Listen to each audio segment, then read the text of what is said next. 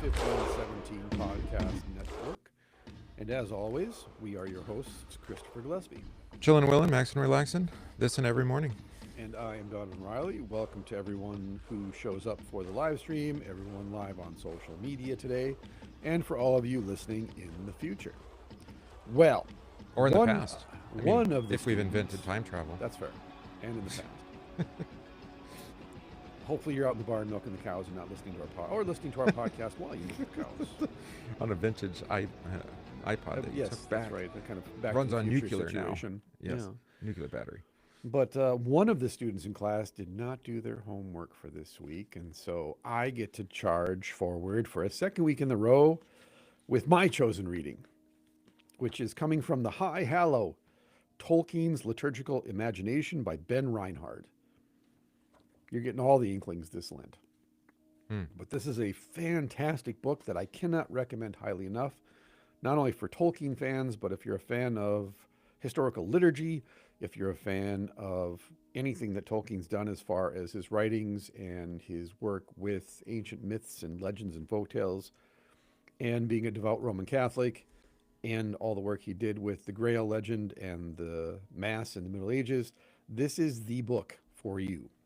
It's funny. I mean, it just wasn't available when I did my work on this in graduate school, when I was in postgraduate. Yeah. It wasn't available. There wasn't anything like it. I had to, call together other materials to try to pull together, like, here's, this song is a reflection on the Magnificat. And, right. There was stuff out there, but it was, I think part of the problem, you would have some Roman Catholic authors, and they would be a little bit more in tune. Just because of the liturgical life of the church. But the Protestant, primarily Tolkien fans, a lot of Protestant evangelicals, right? And they just don't have the same ear for it, right? Because it's not part of their experience, right? Yeah. Do you think, since we know that in the late '60s the hippies, so to speak, rediscovered Tolkien and made The Hobbit this thing that even Tolkien himself remarked, "I'm as surprised as anybody about this." And then you get the Bakshi Hobbit cartoon in the 70s then, as an offshoot of that. Which seems to be drug-laden. Hey, man. It's my childhood you're messing with now. Careful. I have the Blu-ray copy of it. And then, of course, you had all the different makings of The Hobbit, for example, and The Lord of the Rings in other countries that are available on YouTube to stream. If you've never seen the Russian version of The Hobbit, I highly recommend it. You want to talk about a fever dream. It's amazing.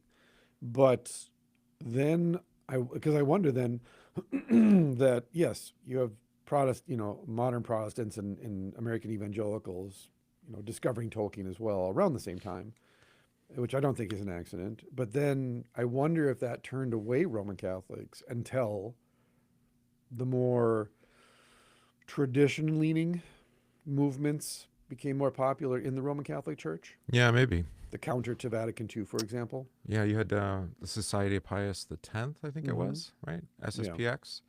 Yeah. Obviously, we have. I didn't know this actually, because a priest wrote for the local paper, and he's just down the street, and it's a Tridentine parish. Okay. And he in his picture, he has a cowl on and everything. So it's like, no, this is a legit, like, repristination. I don't know if you have to have like dispensation from the bishop to do Latin Mass. I think you still do. Interesting. I thought Benedict backed that off, because it was definitely the case under John Paul II. Everybody's got to be doing Vatican II. And then you were a renegade if you were doing Latin Mass. Okay. So there does seem to be some the trad cath movement. Did that come first, or did the reform, or did the return to some older forms happen first? And then people are like, oh, this is really cool, smells and bells, the whole deal. Yeah. Probably is the latter, don't you think? Yeah. So, but here's the layout. Tolkien is an old school Catholic. He refused to accept Vatican II. Although he does have, was it Jonah, right, that he translated for the Jerusalem Bible? Yeah, New Jerusalem Bible. Yeah. Which they then edited after he turned in his manuscript. Right. They didn't. I think you can find his translation. You can find, it's online. Purportedly, anyway. But to get the original, the only place I found the original unedited version is through the Tolkien Society. You can order it from them via electronic edition for a cost. I can't remember what it is. Because, yeah, I have a copy of the translation of Tolkien's Jonah, but I have the edited version Yeah. that still has, I don't know how they did it. It was like he turned it in, there was some editing done, then there was a full edit done, however that works out. So to get the unabridged version, I guess you have to pay for it. It's owned by, I think, the Tolkien Society. Interesting. Mm-hmm. Which are the great I grandchildren could or be whatever at completely this wrong, point. but when I was checking into it, that was Yeah. the wall I ran into. So the chapter layout in the High Hallow. Chapter 1 is a liturgical life. Chapter 2 is fairy and liturgy. Chapter 3, from daybreak to evening, fairy and liturgical renewal. Chapter 4, Tolkien's liturgical cosmos, the role of worship in Middle-earth. Chapter 5, Ela Arundel, Advent, the calendar and Tolkien's world. Chapter 6, Paschal patterns in The Lord of the Rings. And the conclusion is the Horns of Hope, on Tolkien's achievement, with an appendix, the domestic church, family life, and Tolkien's imagination. And since it's Lent, I thought we would go to the journey through the desert, the Lenten quest, in the chapter on Paschal patterns. That's good. That's better than I would have ever found. I know I didn't do my homework, but Well, this was sitting on my desk, so it's not like I did a deep dive. well, I know. And I think our audience, well, it's just right in line with what we've been doing. So That's fair. That's fair. And it's interesting because you've asked this question. You know, Lewis, Tolkien. You know, the Inklings generally tend to get a lot of views. It's actually not been the case as of late. The biggest episodes are contemporary theologians. Interesting. Yeah, theologians too, not laymen like we've been reading here. Okay. You know, in literature stuff. I think that might have been true in the past, but Mm-hmm. as of late, I think people want to know. Well, we've talked about this with our teachers, like, and well, actually, 1517 that's the whole purpose of the institution originally, is to say, here's our teachers, and we want to make sure Yeah. that we preserve, you know, what they taught us. And we want to, while they're alive, we want them to share that, and then, you know, and then we can kind of like get it down on tape in Right. writing, and then, you know, so it can inform another generation. Mm-hmm. I don't mind as a teacher. I don't mind being, you know, fading into obscurity. Yeah. That's not a fake humility. It's just you know, I don't need the pride. Right. You know, of like, oh, I'm an important person, because that's Well, I heavy. think we were talking about this off air, and this is a relevant point that can lead us into the reading too, is because we don't, socially in the West, we don't have mentors, and we haven't preserved the tradition of mentors in the Western world. And that is mentors come from elders, and we don't have village elders like we used to either. We don't No. respect age like we used to. It's retire, move into a retirement home, move to Boca Raton and get a timeshare, go be a Walmart greeter, prove your worth, prove your worth, prove your worth, or disappear into the background because you're a burden on us. Right. Versus, we don't have rites of passage from childhood to adulthood. We also don't have rites of passage from, like I was talking with someone up until recently, I'm the warrior priest, and that's how I've been known. And now I am definitely, noticeably being moved into the role of elder and the vocation of elder. And so people don't approach me the same way. And I didn't choose for that to happen. I didn't make the transition myself. You did turn 50, though. I mean, I didn't, wake up and consciously say, okay, I'm going to be this from now on. It just happened. And you get called upon, right, as that's the point. elder. Yeah. Right. Yeah. And my wife, it's the same thing happening with my wife. And in the past, because we've talked about this, people would call on us to, again, sit in the chair of the elder, sit in the chair of a mentor, and we weren't ready because that relationship didn't stay rooted, it didn't deepen. It was there for a moment, and then the people drifted away. And it's neither a good nor bad thing. It's just recognizing people were coming to us, we were being called upon, but we ourselves had not yet been tempered and seasoned so that we could act as mentors or as the elders. And that, again, is it's a teaching process. It's an encounter that has to tenderize and change you. And unfortunately, limits are a great teacher. And you repent of, hey, I thought that was the right thing to do. I learned from it. Now on to the next thing. Yeah, you do have to run up against that wall, For sure. Yeah. to know here's the limit of my knowledge Right. and wisdom. Right. That isn't to say you might not have a great deal Right. to offer, but Right. otherwise, I mean, well, like you said, the pride can come in. You could be boastful, or also, get into areas where you aren't wise, Right. but you give the appearance of wisdom, Right. and mislead others. Right. One of the things that I'm sitting with in reading Parsifal over Epiphany and Lent is Gurnemanz is this old retired knight, and Parsifal encounters him. Sure, he's killed the Red Knight. He's taken the Red Knight's armor. He's on the Red Knight's horse. He has the Red Knight's lance. He's not the Red Knight. He's a boy playing the role of a knight.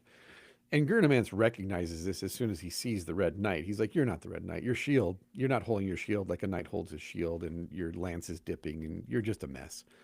But yet he honors the armor. He honors the vocation of knight.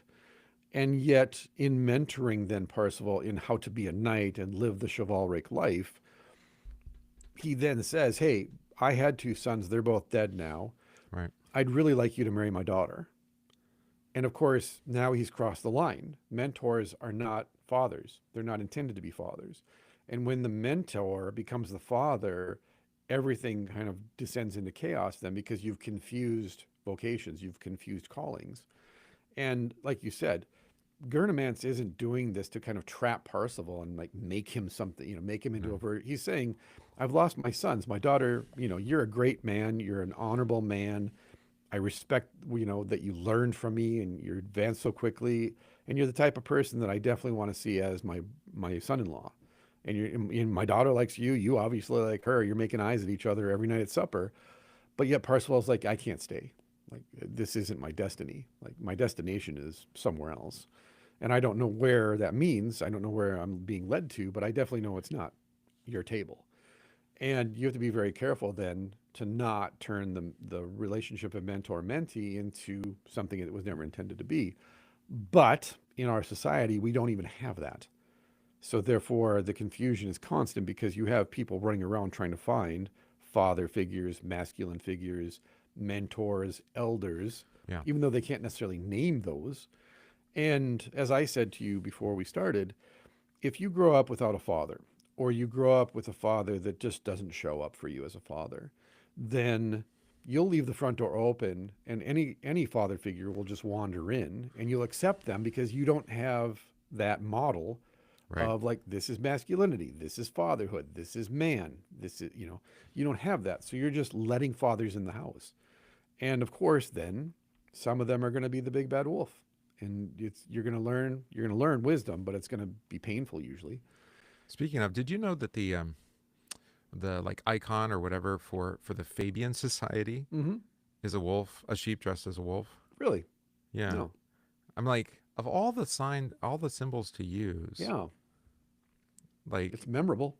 it is memorable, but Yeah. what are you telling us? Right. Exactly. Hi, we're lying to you. Well, right. Yeah. Yeah. I don't know how deep the Fabian Society goes. Fabian Yeah. societies, I should say. There's different Mhm. ones in different countries, Okay. but I mean, largely just, promoting communist ideas, but Yeah. historically, but yeah, interesting. But the symbol does fit the The symbol ideology. the symbol does fit. Truth in If the advertising, shoe revelation fits, of the method. yeah, exactly.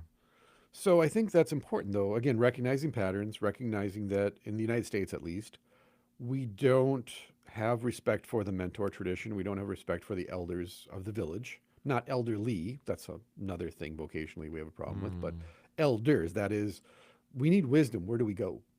Right? Well, one of the things I discovered is that if you propose, just having the elders sit at the gate, Mhm. or having the older women mentor the younger women, Yeah. then being a political conversation Right. where it's like, well, who has authority? And it's like they don't. Right. I mean, it's a de facto authority, Mhm. right? Because they are elders, Right. or the elderly women, right? Yeah. This is by virtue of that, of course, Right. right? They're going to serve this kind of this in this capacity. Right. Why would you? I mean, you can't even take that away, and Right. and no kind of congregational or otherwise polity is going Right. to remove that either. Well, like I was saying to you, I'm telling the story of Iron John in my confirmation now for Mhm. Lent. And We just got through the first telling in the introduction of it. And the whole subtext, the whole symbolism of Iron Hans, originally, and then Iron John, is you have puer, which is the boy, and you have Senec, which is the elder.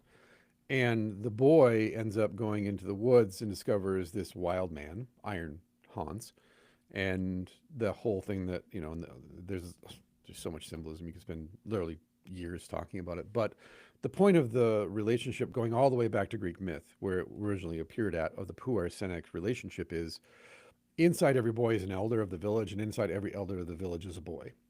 And it's understanding that you're never just one thing.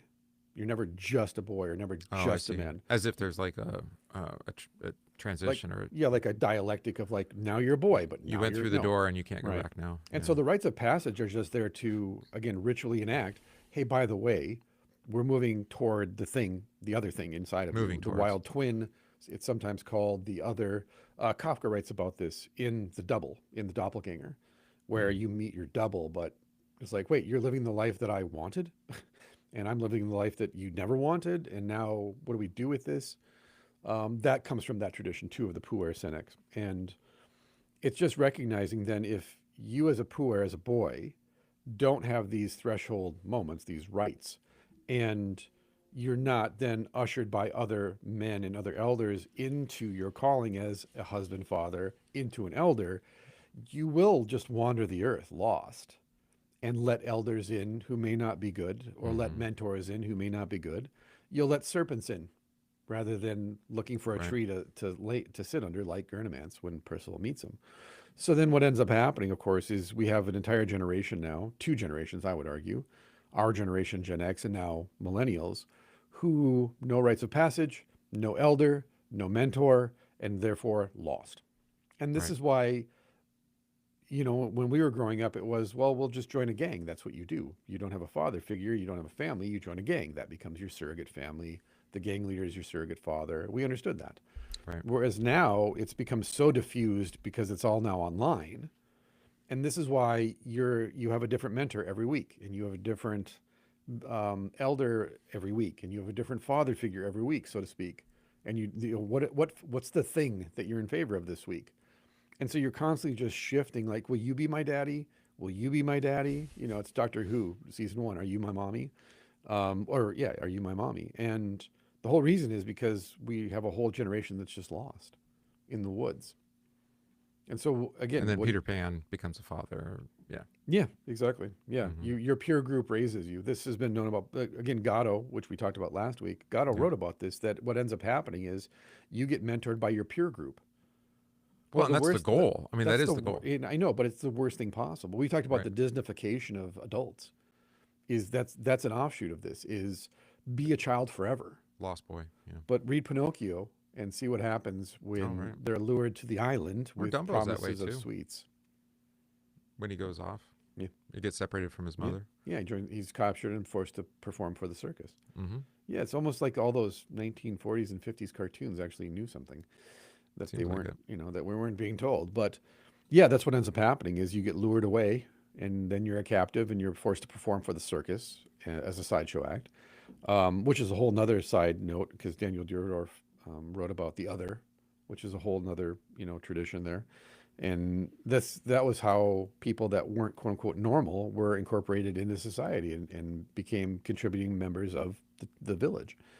Like, just because you had a handicap didn't actually disqualify you from being a part of the village. They didn't just throw you off a cliff because you were not useful. It's probably one of the best X-Files episodes ever, because it had it was the Jim Crow. Yeah. Not Jim Crow. What was it? What was the guy who did the sideshow? Oh, from Seattle, Spoon Man. Yeah, right. Yeah. Somebody in the live chat. And he would do, and he ate light bulbs. He was with Lollapalooza for a long time. I saw him with Nine Inch Nails. Jim Rhodes sideshow. I was going to say Jim Crow, but that's the wrong thing. No, not Jim Crow. It's Jim. It's definitely Jim. Jim Rhodes sideshow, maybe.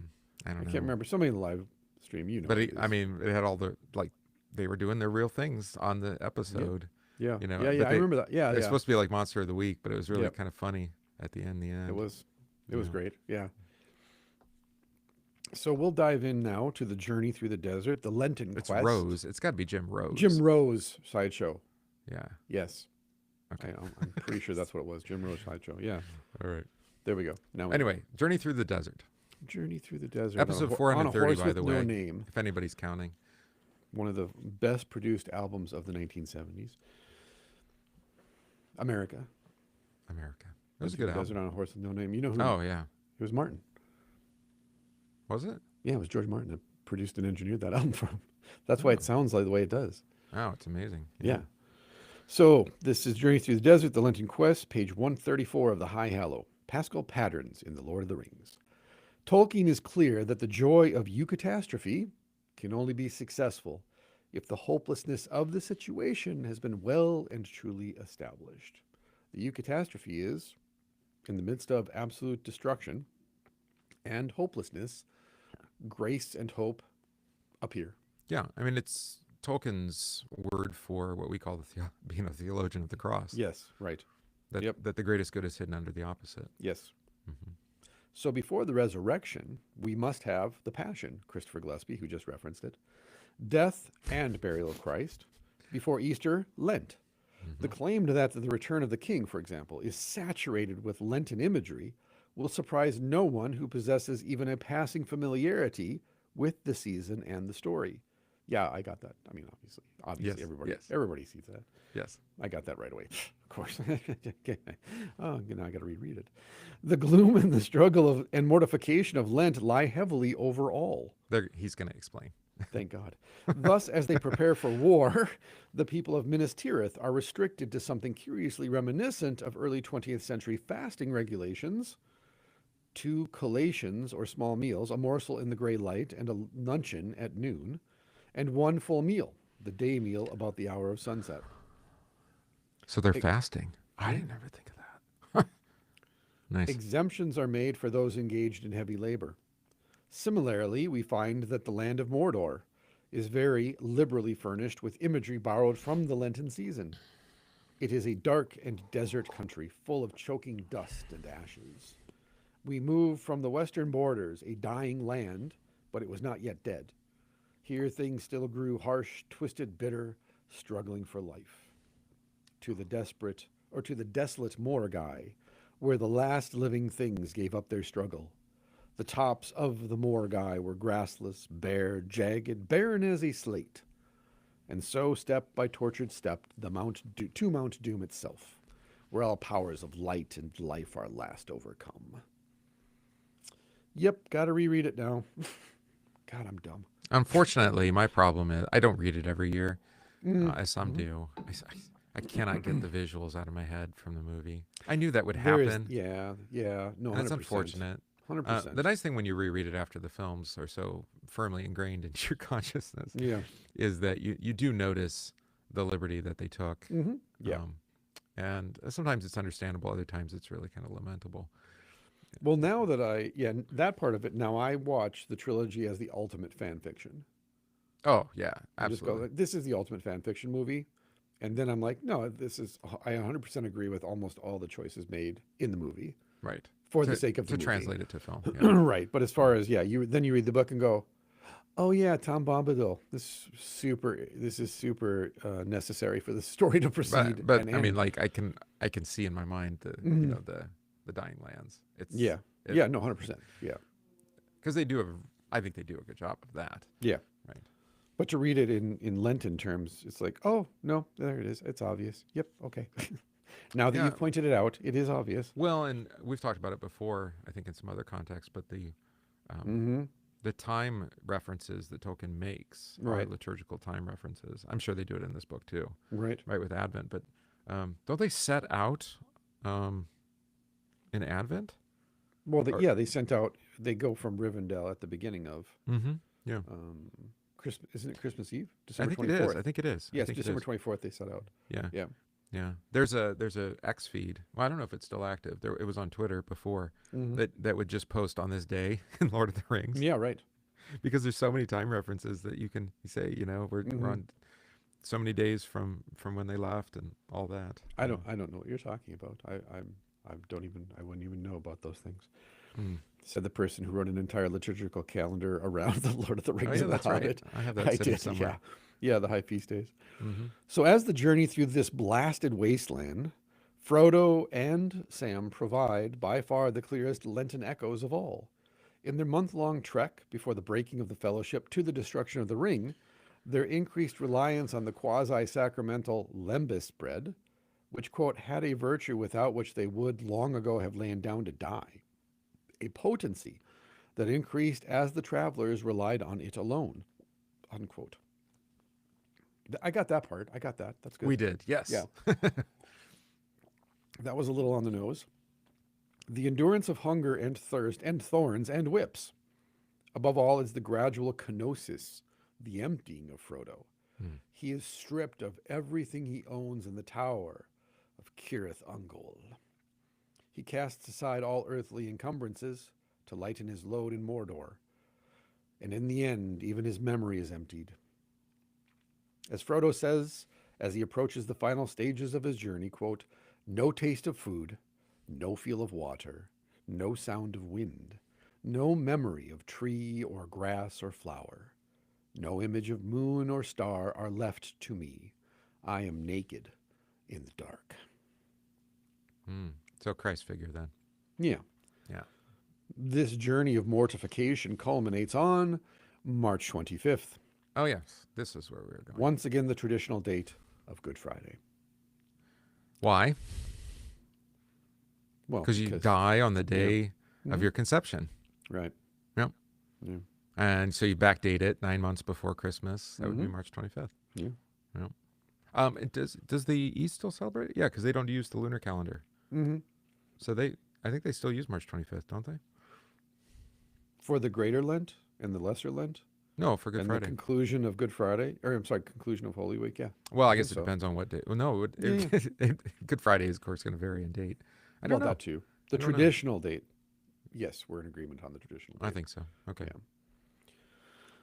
The traditional date. So, just as the journey through Mordor borrows imagery from the season of Lent, so too does Tolkien's climactic day borrow from the commemoration of the Passion. The parallel between Frodo's ascent of Mount Doom and Christ's road to Golgotha has been noted many times over and need not be recounted in detail here. Let's see. Tolkien, this is a footnote now. Tolkien noted that a reader drew a connection between Lembus and the Blessed Sacrament, but generally conceded the validity of the comparison, letters number 411. That he didn't have it intentionally; it just happened. Right, it just happened. Nah. The depiction of the elvish way bread is wholly consonant with mid-20th century Eucharistic piety, as we may see if we compare Tolkien's description of Lembus with his friend Monsignor Knox's praise of the Eucharist, who said, quote, let us be content instead to think of the Blessed Sacrament not as the medicine, but as the food of our souls, acting on us as material food does without our knowing it, yet all the time sufficing for the day's needs, carrying us along on our journey, though we seem to make such a weary business of it, dragging foot after foot. The invalid who refuses food because it has so little relish for him becomes a worse invalid yet. Ronald Knox, The Window in the Wall, Reflections on the Holy Eucharist, 1956. Even the terminology of lembus points to the Eucharist. Lembus is alternatively called way bread in Tolkien's writings. The Old English term for the viaticum was vegnist, way-food, food for the way. Food for the way. So I mean, I wouldn't put one against the other. Yeah, personally. what an accident of etymology there that Tolkien would just happen upon that word. No, but I Yeah. wouldn't. I mean, unlike Knox, I don't think it's either or. Like it's either Right. food or it's medicine. No, it's both. And food is Right. medicine anyway. Right, exactly. Yeah. Right. I mean, we Although know this. now I have to buy this book. It might be interesting. Well, I you mean, did say you wanted to read something on the I did, and sacrament again. but I wanted something that was more. Well, this I is guess- modern and Roman Catholic. Yeah, So and it's more perfect. devotional probably too. Well, maybe. I'll have to look it up. It says reflections. Fair. Window. It's in the 1956. I bet you it's essays. Yeah, as you do. In the 1950s, yeah, it would be essays. And other sermons on the Holy Eucharist. It's in the open library.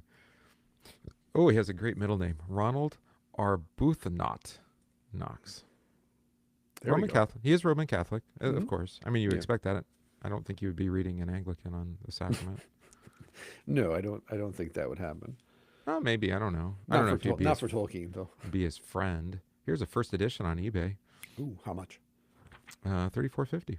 Oh, hey. Not bad. It's a little book, just a little book. It's got a nice cloth-bound cover. All right. Well, stay tuned, folks. It may be coming up. I never thought about it. You should start collecting first editions Footnotes? of things and books. I From know. footnotes, yeah. I From know collecting bibliographies. books is really hard. That's what kind of a nerd I am. Is I used to do that. I mean, every time Nestigan would assign me a book, I'd immediately turn to the bibliography. So and he then died in 57. Yeah.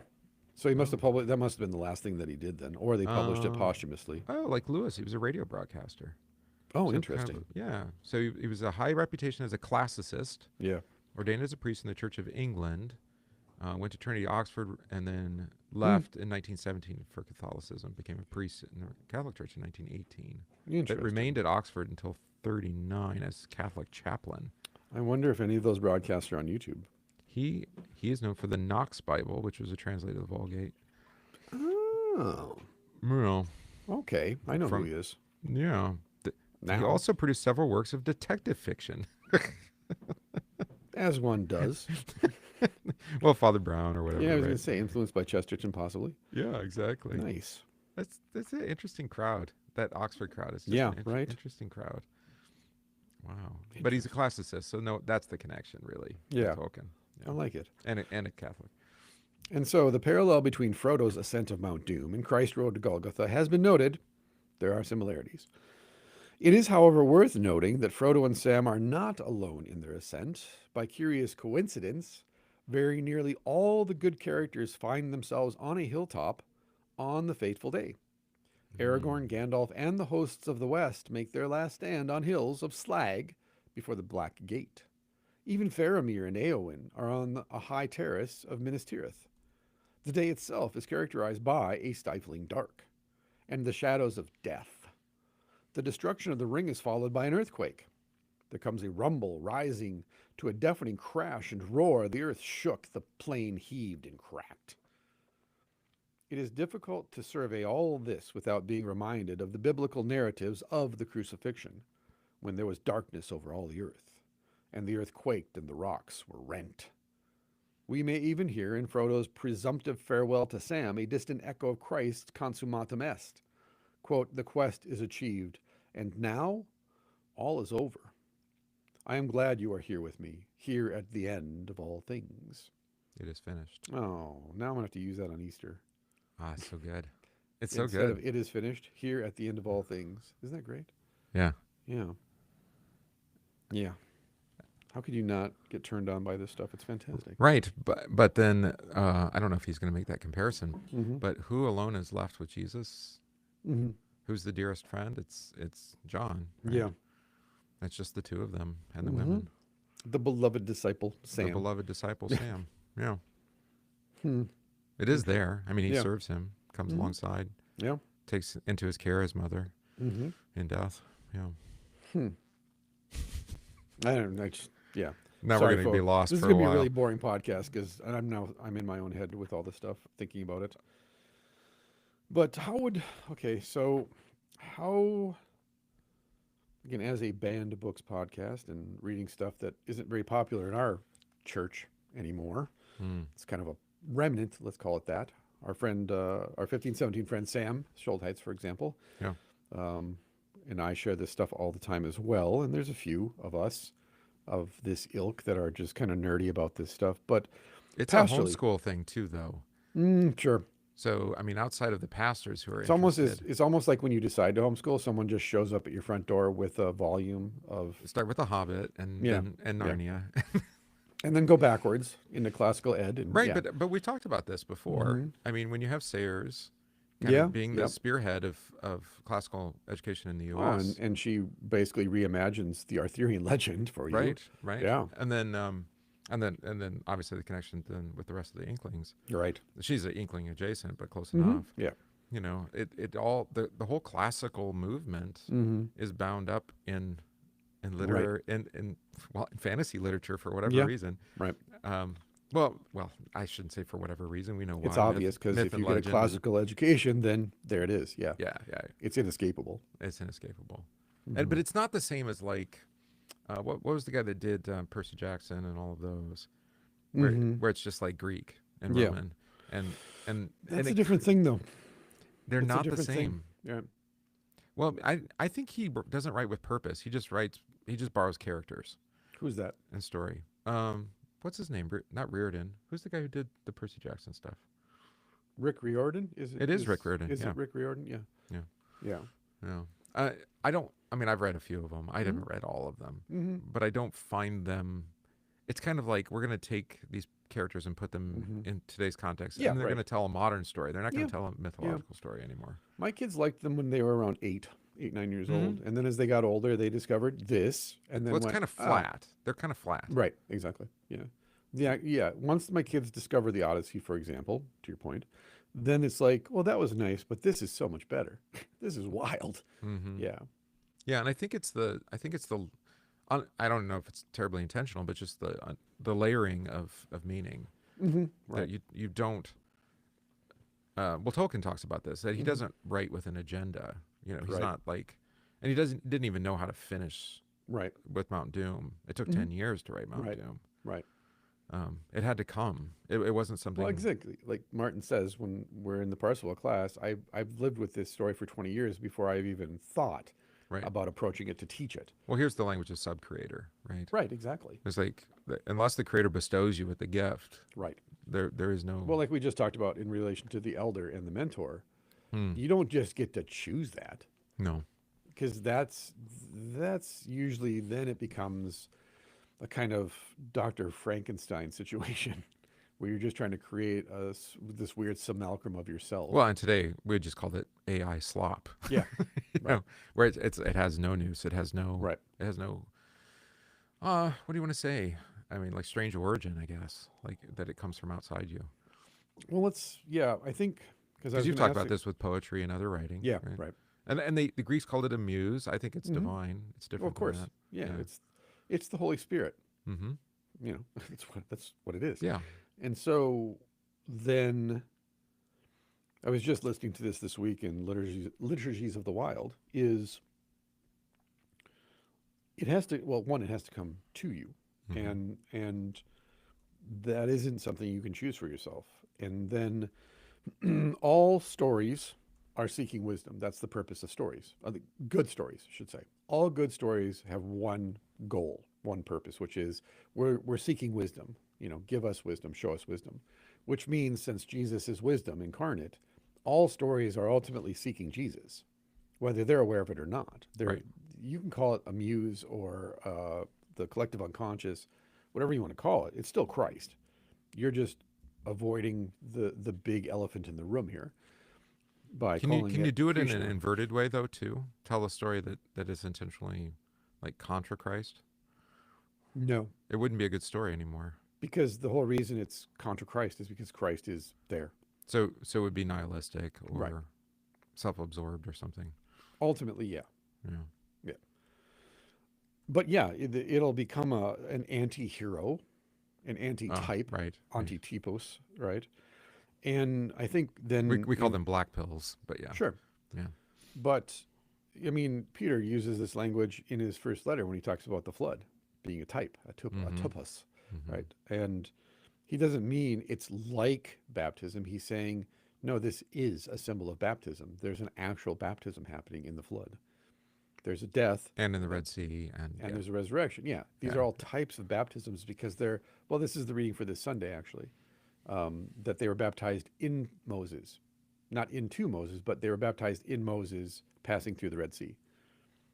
To point out, you've been baptized into Christ. Mm-hmm. And Right. so, yes, they were baptized, but you're baptized into Christ.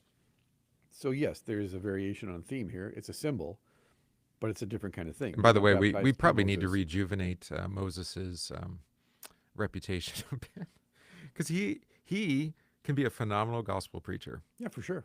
you know. Right. But we get so fixated on the commands and the golden Right. calf or whatever, Right. and you're like, did you miss the part? You know, where he said, "Be still and know and watch. The Lord's going to save you today." I Right. mean, Yeah. like that's a gospel sermon. Right. You know, and I think his image needs to be rejuvenated as a type of Christ too. Well, of course. Yeah. Right. And Jesus Absolutely. then not as a new lawgiver, Moses in that way, Right. but John too. Then right, the John the Baptist, and that Right. to be in the type of Moses. Yeah. The danger is to then set this up dialectically as two poles: Moses on one end, Jesus on the other end. That's what I'm pushing. And then you're against. saying, well, the Old Testament is just law. There's no gospel in Right. the Old Testament. Right. And the New Testament, only gospel. There's no law in the New Testament, Yeah. which is a fallacy. And so, yeah, actually, it's a Christian heresy. Well, you can't understand Moses apart from Christ. Right. Or who Moses was talking to in the wilderness. Well, there is that aspect too. Or in the that bush. Jesus says, you're my mouth now. Right. All these things, yeah. The Yeah. word of the Lord said, you are my mouth. Right. You are God to Pharaoh. Right. Mm-hmm. So, but I was going to say then, within the context of what he's drawing out, how do you apply this pastorally? Or can you use this pastorally? Or can you use this as lay people? I think for It's the devotional, danger. Devotional would be fine. I think story is hard in preaching. yeah, I mean, you've been doing it. You've been Yeah. entertaining it. yeah. Been telling old stories. Well, And they're not familiar ones, though. I mean, I No. think that's part of the challenge with Lord of the Right. Rings. Like I said, I have a mental image. sure, And I'm going to say, where's Gollum in the story? You know, and right, because I'm trying to what do you right. wanna The say? evil one in the wilderness is right there. I know. You But I'm know, trying to relive the tricksy story. I'm hobbitses. trying to relive the story. Mhm. By that I mean relive the movie. I would say this. This is what I've learned, and I think this is why people are responding the way they are to my sermons now, since Advent, is one, all sermons have to be located Mm-hmm. in the place in which they are to be preached. You're not called to preach other people. So therefore, number one, if you're rural, you're not preaching to white-collar people, don't do that, right? You're not going to make references based on the location you wish you were at rather than where you're at. That's one. Every sermon is located, so therefore the language has to be located. The for unus of the sermon has to be located. The law has to be located. The gospel has to be located. This is the place. So our preachers that preach Marvel and Disney should be chaplains to Marvel or Disneyland. Yes, they should be working there. Right. Yes. So, and then number two, and this is what I've learned from Seamus Heaney, the poet Seamus Heaney, Robert Bly, the poet, Martin Shaw, Malcolm Geit, even Paschal, is along with the locatedness, then what you're doing is you're drawing out the mystery of the place in which you find yourself. So then, one, there's a mystery in the liturgy, angels, archangels, the body and blood of Jesus, and so on. But there's also a mystery in the place in which you live. And what different poets have taught me, because of where they live in the world, there's this Norwegian poet that Robert Bly has turned me on to now. And he was a farmer's son who just happened to catch the notice of Robert Bly when he was in Norway. And then Robert Bly brought that back, and they're like, you gotta read this guy. I'll translate it for you. Like, he's amazing. Because he writes poetry like Robert Bly writes poetry. Yeah. But when you read it, and growing up amongst Norwegians in Minnesota, as I have, and you read Norwegian poetry, you're like, oh, no, I hear this. I grew up with this guy living across the street or down the road from the farm. And yet it's wholly Norwegian. It's very located, and it's got snow in its collar, and it's got the smell of the barn on its shoes. It's old world. It's where the guy, this is where his soul is located. It's where he's coming from. And so when you're going to preach a sermon then, and you're going to say to yourself, well, okay, this is going to be a sermon that then repeats the narrative of the gospel reading in such a way that it preaches rather than just as a story. Right. You have to still locate the sermon where your feet are, and then the locatedness is where the mystery will come out, so that not only do they hear that in church as for you, and the mystery being revealed to them in such a way that if I talk about where Jesus is located in the wilderness, then I'm going to make references to the rural place that I live at, adjectively. Is it a wilderness though? I mean, yeah, of course it is. You draw Yeah. that's the mystery. You draw out the Right. mystery of the field. so You don't have the two posts, the type, it goes both directions. Right. Towards Christ and from Christ. Right, That we end up, I mean, because we are in Christ. right, I was talking about this morning. Like we pray the Psalms of the Passion. Psalm Mhm. 31 is the one we were looking Right. at this week. I mean, it's clearly his psalm for Holy Right. Week and from Right. the cross. right. along with Psalm 22 and others, Right. right? At the same time, can we pray it as our own because we're Right. in Him, and we follow, and so that because we follow the same route, right? We're following Right. the same way, Right. But and so that Isaac I was mean, told, don't redig your father's wells, don't dig them back out. hmm And number two, Jacob was told, you don't get to dig wells. You have to go find a well to drink from. yeah, right. So my point was, though, I mean, when we hear this kind of reflection on Frodo and Sam and their journey, it's like we've all been on this journey, or we're on it. Right. That's Yeah, why we the call it a story pilgrimage. works. Yeah, that's why the story works. Right. The valley of the shadow of death, if you Right. like, right? I mean, Well, the simplest expression of this and how you can apply it pastorally, in my opinion, is this. Everything in all of life, everything in all of reality is a going out and a coming back in. hmm It's all well, procession and then recession. that is the title of the book, There and Back Again. Right. Well, that's the point. Is all breath is out and in, all conversations are out and in, your soul is out and in, every story goes out and comes back in. Everything that you do is crossing the threshold out into and then crossing the threshold back into. It's all procession, recession. Except that's not what Frodo believes, right? 'Cause Right. he figures he's going to die in the mountain, Yeah.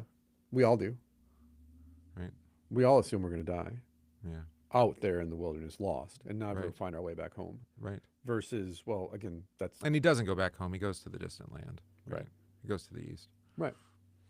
And in the same way, then, I think what you do when you're reading things like this is you're not asking what's the one-to-one transfer, copy paste of, hey, everybody in church, you have to read The Hobbit so you understand what I'm talking about. My sermons from now on. Don't do that. Obviously, that's terrible.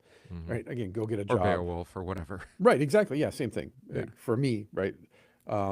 So, for example, my Lenten series is on the Grail legend, but I don't mention the Grail or the legend of the Grail one time in my sermons because that's no. What's where are we located? What are we doing? So it's Compline, and we're in the dark, and it's the end of the day, and the end of our life. We pray this. It's in the Compline service, Yeah, right? At right. the end of the day, With the at Nook the de end of our Menace life. and yeah. Yeah. And so I can still preach the Grail legend within the context of the gospel readings for the Wednesdays, and I'm not pulling any kind of like quick one of like, oh, I'm going to use the gospel as an excuse to push my own agenda. Yeah, that would be the ham-fisted way. Versus, well, what's the subtext of the Grail legend? Well, it's about the Grail. It's about the cup of Christ. Well, what you're seeing is that the Grail legend is a pattern. It's patterned after It's the a pattern of reality. well, Because at the heart of the Grail legend is yeah. the question, what cup have you been drinking from that hasn't healed your wound? Right. Well, now, And the scriptures ask the now same I can question. apply that to Yeah. Lent, Right. because that is the point of Lent is what cups have you been drinking from? What well have you drank from that hasn't filled you up, hasn't blessed you? Right. And how do I get you to drink the true cup, the cup that heals, the cup that feeds, the cup that Yeah. gives eternal And life? what cup is analogous? I mean, it's kind Right. of the same question as like Yeah. what savior? Again, which it's is the cup. analogous. We talked about this last episode with the discarded image. For a Christian, at some point, you're going to encounter the cup. And you're either going to run away from it and say, well, no, I don't believe this is the blood of Christ. Yeah. Or you're going to go all in on it and go, well, I think this is the be all end all of objective justification. Because I've kind of turned on this with the stories and storytelling. Because like with parables, we like to talk about the absurdity of them in like earthly wisdom terms. Yeah, absolutely. But the challenge is, but they're not absurd to us In faith. in faith, right? Right. We hear them as great stories, Right. and you're like, I'm thinking of the Canaanite woman on Sunday, right? And it's like, that's the story we know, or at least we hope is true, right? Sure. And by faith we know it's true, Right. even though it's completely absurd. Like you're gonna wrestle, or Jacob wrestle with God. Yeah. I mean, no, you're not wrestling. God's gonna. He could just Right. smash you. You're like an ant and Right. under You're a his little, thumb. as Luther says, you're a child wrestling with his father. I know. I love that treatment in the Genesis lectures. I read that. Yeah. Oh, it's fantastic. It's like, because I thought of Lewis and Aslan, and Yeah, of course. Jacob's wrestling for his life, whereas God's like, we're just playing. We're just play wrestling on the floor. can you That's all we're imagine doing. God's laughing Yeah. the whole time? Yeah. It's like, stop it. This Yeah, is exactly. This is That just makes serious. this worse. Yeah, you homicidal psychopath. Yeah. Why are you laughing? Yeah. But I But think you that's need the wrestle. You need the that's wrestle. the thing yeah. is not to take it at. So again, going back to the teaching of just because you learn something that turns you on and piques your imagination doesn't mean it's baked, right? You're excited that you can now make a cake for your friend for your friend's birthday, but Are we back to the easy bake oven again? We could be. Don't tempt me. But the point is, just because you got all your ingredients laid out now and you got the bowl ready to start the process, you don't take this to your friend's house and go, look, cake. And your friend goes, what do you mean? You're like, well, I got so excited about making the cake, I couldn't wait for it to come out the oven. What was the trend? It was like 10, 20 years ago now. The deconstructed thing. Yeah, the It's like deconstructed cake. where you put it on the plate and it's just frosting and Yeah. don't do that. That's Thank not you, cake. Food Network, for. Was that Food Network that promoted Well, that? basically, it was just all the food shows, like raising our expectation. Like we all had to become 4-star Michelin chefs in our house. Oh, I loved Iron Chef though. Well, the original Yes. is fantastic. I didn't mind the reboot, but Yeah. I mean, because I like Alton, but Well, we were Alton Brown fans, both you and I, and I'm a huge Anthony Bourdain fan. So it was like, yeah, yeah. Food Network. Farron Audrey is my hero, but look him up. But the point is then that I think this is what we drive at when we read things like this is it's not a one-to-one binary translation, but rather, as he's pointing out in the book, what's at the core of this narrative? Well, it's Lent. And if you're a Christian, you see that, or at least you're taught to see that in my case. Right. And then you go, well, no, I can't unsee it. Right. So now, But Lent is a reflection on yeah, the whole of life. I mean, the Right. broader part of life. right. It's a leaning toward the resurrection. Well, what are you leaning away from then? Which Well, we're doing death. all the time. In Right. one sense, we're always Right. in So Lent. then you're drawing that out and saying, okay, how in our life are we leaning towards Mordor? How do we think I'm not coming back from this? How do we end up emptied and in the dark and alone? Crucified, Right. basically. And crucified. And then where are the eagles? Who are the eagles? And again, like I said last week, I'll say it again. You're not going to meet a scaly, fire-breathing reptilian creature on the sidewalk today, most likely, God willing. But if you know the characteristics of a dragon and the pattern of dragon behavior, you're going to meet 2 or 5 dragons today. Right. But also And- that edge between darkness and death and light Yeah. and life. Right. That's repeated throughout. I mean, it's in Two Towers as well with Right. Minas Tirith, right? And it's in life. And it's in life. Like you go through those moments. Right. And so what Tolkien people will say is you're always praying and looking and waiting for the Eucatastrophe to happen. And not if it's going to happen, but literally, well, when's it going to come? When's it going to come? That's hope. And so in the liturgical tradition that we're a part of, you're always asking, where's the grail? Where's the cup? Where's the altar? We talked about the stone being the grail originally, and then it becoming a cup. Where's the stone where the blood spilled? And, the stone was then, transformed into a cup. And so it wasn't as messy. And then we could all come and drink from the cup and receive the blood. And now you're getting to the point of, I can preach that. That preaches, that's located. And I think, again, what I was taught through poetry and through literature was we all, when we're younger, want to find another place in the world that we can call our own. Because we think, well, if I just go over there, the mystery will now swallow me up and it'll be just amazing all the time and wonderful and all the things that'll, we'll do. Versus, no, you look at the place you live at or you're located and go, oh, it's just the same people and the same thing every day. I mean, you have nothing the changes. what do they call it? Your dream home. Yeah, right. We saw. We're still watching the Arthur show, and well, it's not Arthur yet. It's Merlin at this point. Okay. But they're using they're all over in Europe. And so it's all the places where you and I want to live.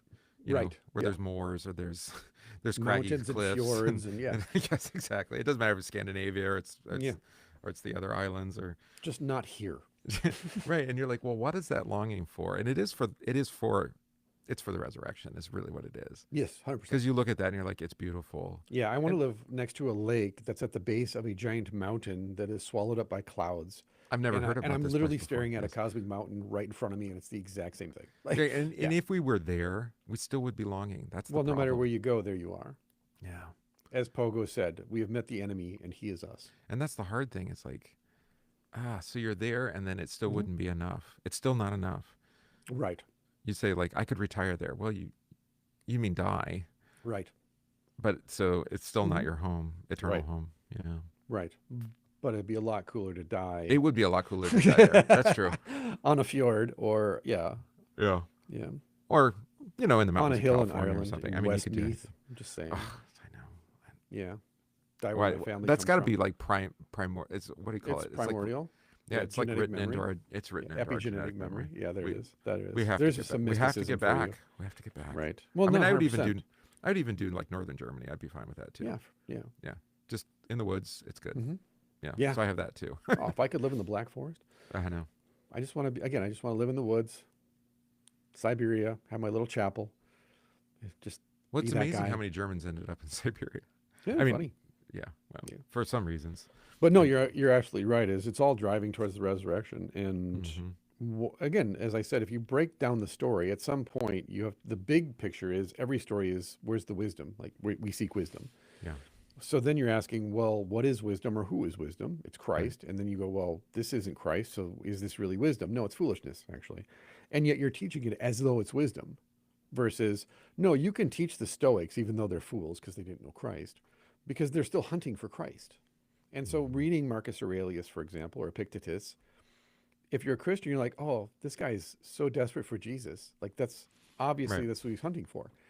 And then you can then take that and go, okay, kids, see where he ends. That's actually where faith begins. Right. So you don't negate everything as being, well, it's foolish, so we don't have to listen to it. No, it's actually practical and it's very applicable and it's useful. If you want your kids to be good people, then yeah, they should definitely learn and study the Stoics, in my opinion. But where the Stoics end, Jesus goes, hey, let me just finish that for you. Come across the threshold. Here's some new wine. Right. Nope, now we're back at the cup again because here's the new wine. We are back to the cup. Yeah.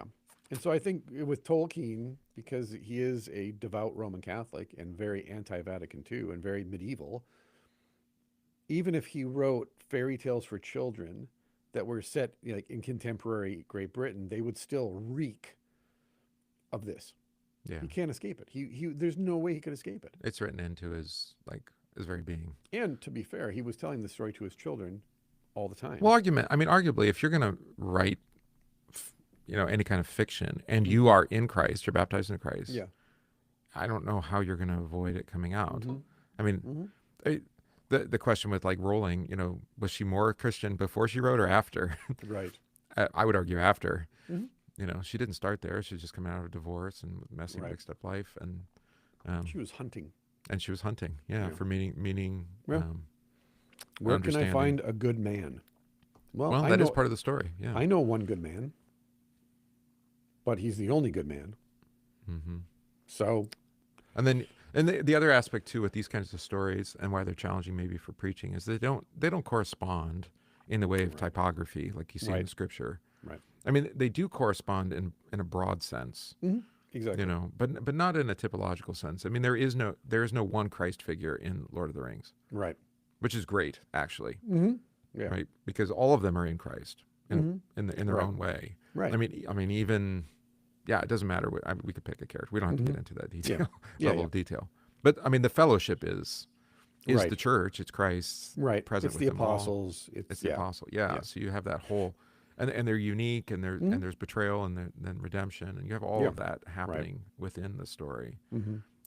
And so you say, where could it work? I mean, if we did have a classical school and we read great literature, Right. and we would take time to Right. sit and talk Mm-hmm.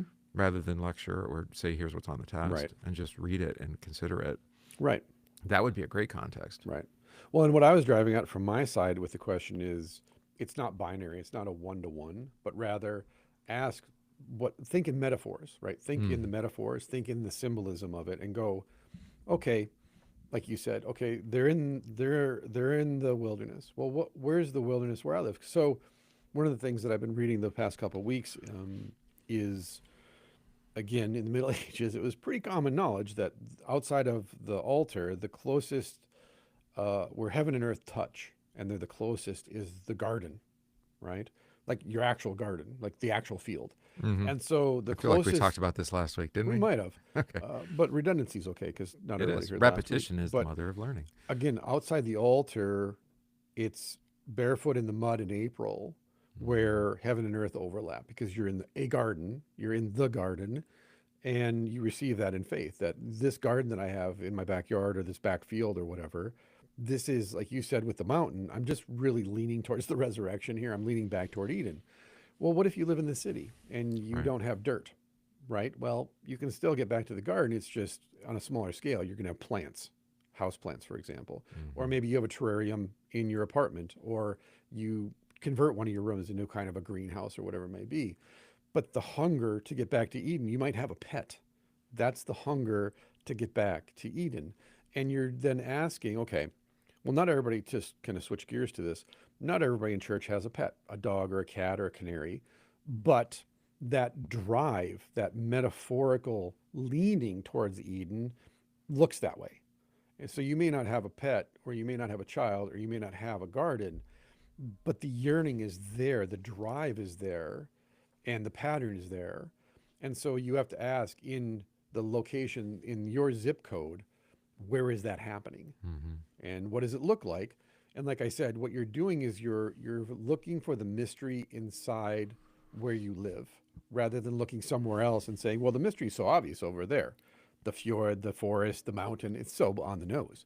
Well, yeah, because the stories that you're telling came from there. So that's why it's so on the nose. Right. And that's why you're nostalgic for a place you've never been, because your favorite stories are from there. And they're saying, come with us, come with us. Versus what I learned from Robert Bly, who's a Minnesotan, is you can make people want to come to your church and come to where you are at by simply telling the gospel to that zip code. Preach the gospel to your zip code and the people will come if the Holy Spirit wills it. But you're saying, hey, there's mystery in the cow barn, and there's mystery in the chicken coop, and there's mystery in the back garden, and there's mystery in the work shed, and there's mystery at the kitchen table, and there's mystery in this church right here where we're located. So don't abstract it, don't psychologize it, but rather the mystery is always an embodied mystery. Well, what does it look like when it's embodied? That's your job as a preacher. Yeah. It's right here. You don't have to go to Northern Europe to get that. You can just literally be right here, right now. Well, that's why I was mentioning the parables before, because I'm just reflecting on myself and thinking, that the church is countercultural. We've been told this, right? And there are some aspects, because we're mysterious. We embrace mystery, and we're surrounded by rationalists, materialists who don't. Right. Right. So in that way, maybe it is countercultural. Here comes a Christ figure into my office right there. He's my treasurer. Very nice. He's Christ. The money bags, that's more Judas, isn't it? Anyway. Well, he might be a Judas. Well, he's still new in the term. There's still time. We'll find out. We will find out. Because in faith, he has no oversight. We just do what you will. He doesn't care that you're podcasting. I just walk in. No, I don't care. Oh, you don't care. He cares immensely. He's a converted Roman Catholic, so he walks under the shadow of guilt at all times. High respect for the office. Yes, that's right. Exactly. Yeah. What were we're saying? nothing if we're not honest here. So in regards of I'm without excuse, but you can see my face when I get the Lord's Supper. That's right. You know Exactly. what I'm training. That's right. Exactly. We'll see you. We'll see you. God bless you. What were we saying? Oh yes, I don't know. Countercultural, like in a sense of, I You guess, can't, philosophy again, or something. But like being an elder, you can't be countercultural. You either are or you're not. well, and it's the Lord who's going to do that, not right. you. So I mean, there is the reality, I would say, that because our pastors aren't homegrown. Right. I mean, you might come back to your hometown, but generally that doesn't work. Well, the excuse, didn't work of for course, Jesus. is Jesus. Exactly. Yeah, it didn't work for Jesus. But you're not Jesus. I'm not Jesus. But I did go on vicarage in my hometown, and I can tell you from my experience, it doesn't work. So, I mean, because there's the problem. Right. If you're not going to, I guess the word is assimilate, you're not going to preach. Yeah.